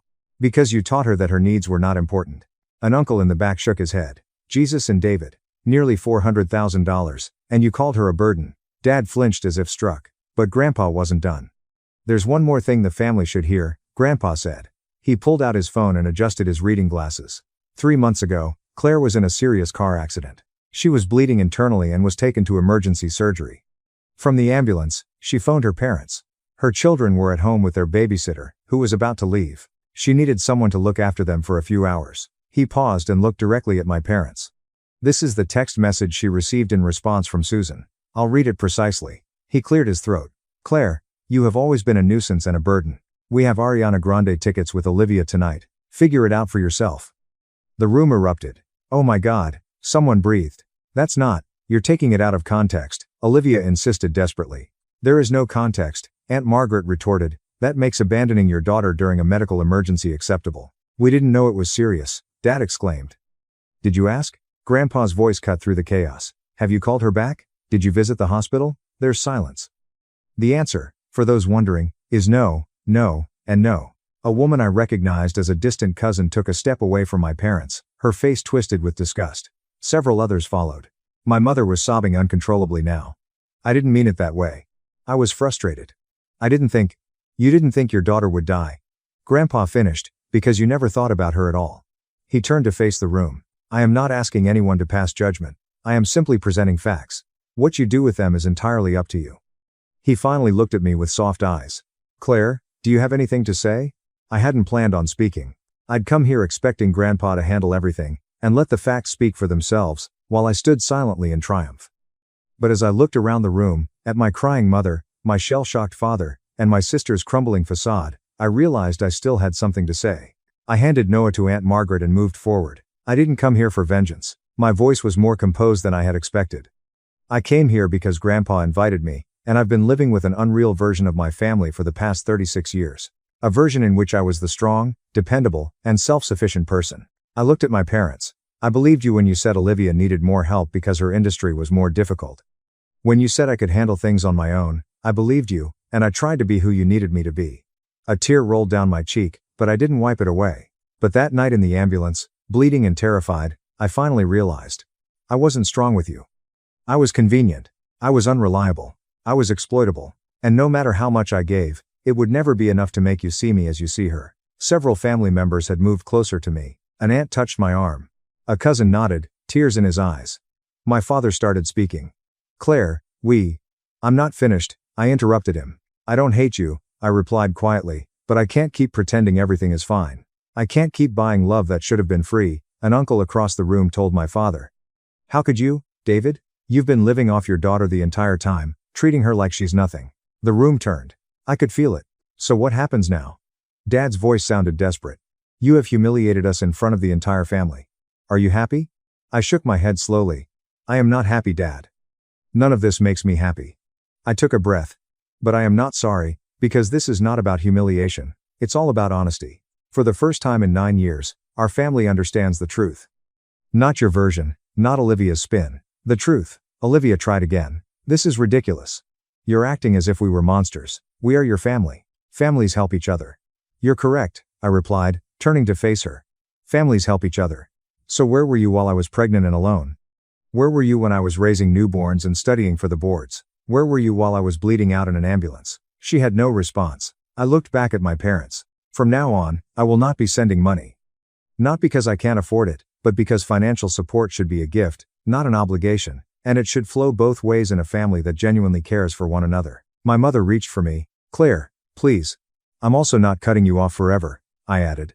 But I need real space, not a few weeks of guilt tripping followed by life returning to normal. I need you to actually consider what you've done. And if you can acknowledge it, truly acknowledge it, maybe we can rebuild something. I took Noah back from Aunt Margaret. But I won't hold my breath. A great aunt approached and took my hands in her weathered ones. I'm very sorry, sweetheart. I had no idea. All these years, I thought you had it easy. I understand, I said softly. Everybody did. That's how it was supposed to look. Okay, I'd like to check in with you again. Did the moment when I finally said those words, when I chose myself for the first time, resonate with you? I know many of us have been taught that family entails making sacrifices at all times. But here is the thing. Boundaries are not betrayal. Saying no is not selfish. If you agree, leave a comment with the word boundaries. And if you know someone who needs to hear this story, please share it with them. Let us now look at what happened in the aftermath. My parents left the party early. Nobody stopped them. Nobody said goodbye. Dad assisted Mom to the car while she sobbed on his shoulder. Olivia followed with her head down and refused to make eye contact with anyone. The silence they left behind was heavy, but not uncomfortable, similar to the quiet after a storm. In the days that followed, the consequences were swift. My phone was constantly buzzing with messages from relatives. Cousins I hadn't spoken with in years reached out to apologize. Aunts and uncles who had previously believed my parents' story of the perfect family were reconsidering everything. "I always thought you were the difficult one," Cousin Emily texted me. "Olivia made it seem like you pulled away for no reason. I am sorry I believed her." The family group chat, where I received the devastating message, went silent. Then it was deleted completely. More significantly, my parents were quietly excluded from family gatherings. 4 weeks later, my cousin Andrew celebrated his 42nd birthday, but they were not invited. When Aunt Margaret hosted Easter brunch, their names were not on the guest list. Nobody made a formal announcement. No one took sides. They just stopped being welcome. My mother called me from a new phone number 3 weeks after the party. I let it go to voicemail. "Claire, please. We need to talk. Everything has been blown out of proportion. Your dad is devastated. I am devastated. Can't we just get past this?" I listened to it once and then deleted it. Forgiveness was not a reset button. I knew it now. It was a relief for me, but not for them. And I wasn't ready to release anything yet. But the financial consequences were only beginning. 4 months after the party, Aunt Margaret called me. "They're selling the house." I put down my coffee cup. "What, your parents?" "They listed the house on the market last week. The word is that they were unable to make their mortgage payments." I should have felt something. Satisfaction, vindication, perhaps even guilt. Instead, I simply felt tired. "Where are they going?" "Your Uncle Robert is allowing them to stay in his guest house temporarily." Margaret paused. "He made it clear that it is conditional. They need to get jobs. Real jobs, not just waiting for someone else to bail them out." My parents had not worked full-time in years. Dad took early retirement at the age of 57. Mom had never worked outside the house. They'd been living on my money and hadn't realized how reliant they'd become. "How about Olivia? Can't she help?" Margaret laughed. It was not kind. "Olivia has been drowning since her divorce. The party became widely known. Someone in the family knows someone who works in fashion. She lost a large design contract. Emma and Noah were playing in the backyard when I looked out my kitchen window. Last I heard, she works part-time as a waitress. I don't want them to suffer," I explained quietly. "I understand you don't, sweetheart. That's because you're a good person," Margaret said softly. "But they didn't have to suffer for 9 years because you supported them. They did not grow, they did not learn. Your decision to stop was not cruel. It was necessary." She was correct. I knew she was correct. That evening, I sat down to discuss my new budget. The $3,550 I used to send my parents each month was now put into a college fund for the twins. They'd never worry about student loans.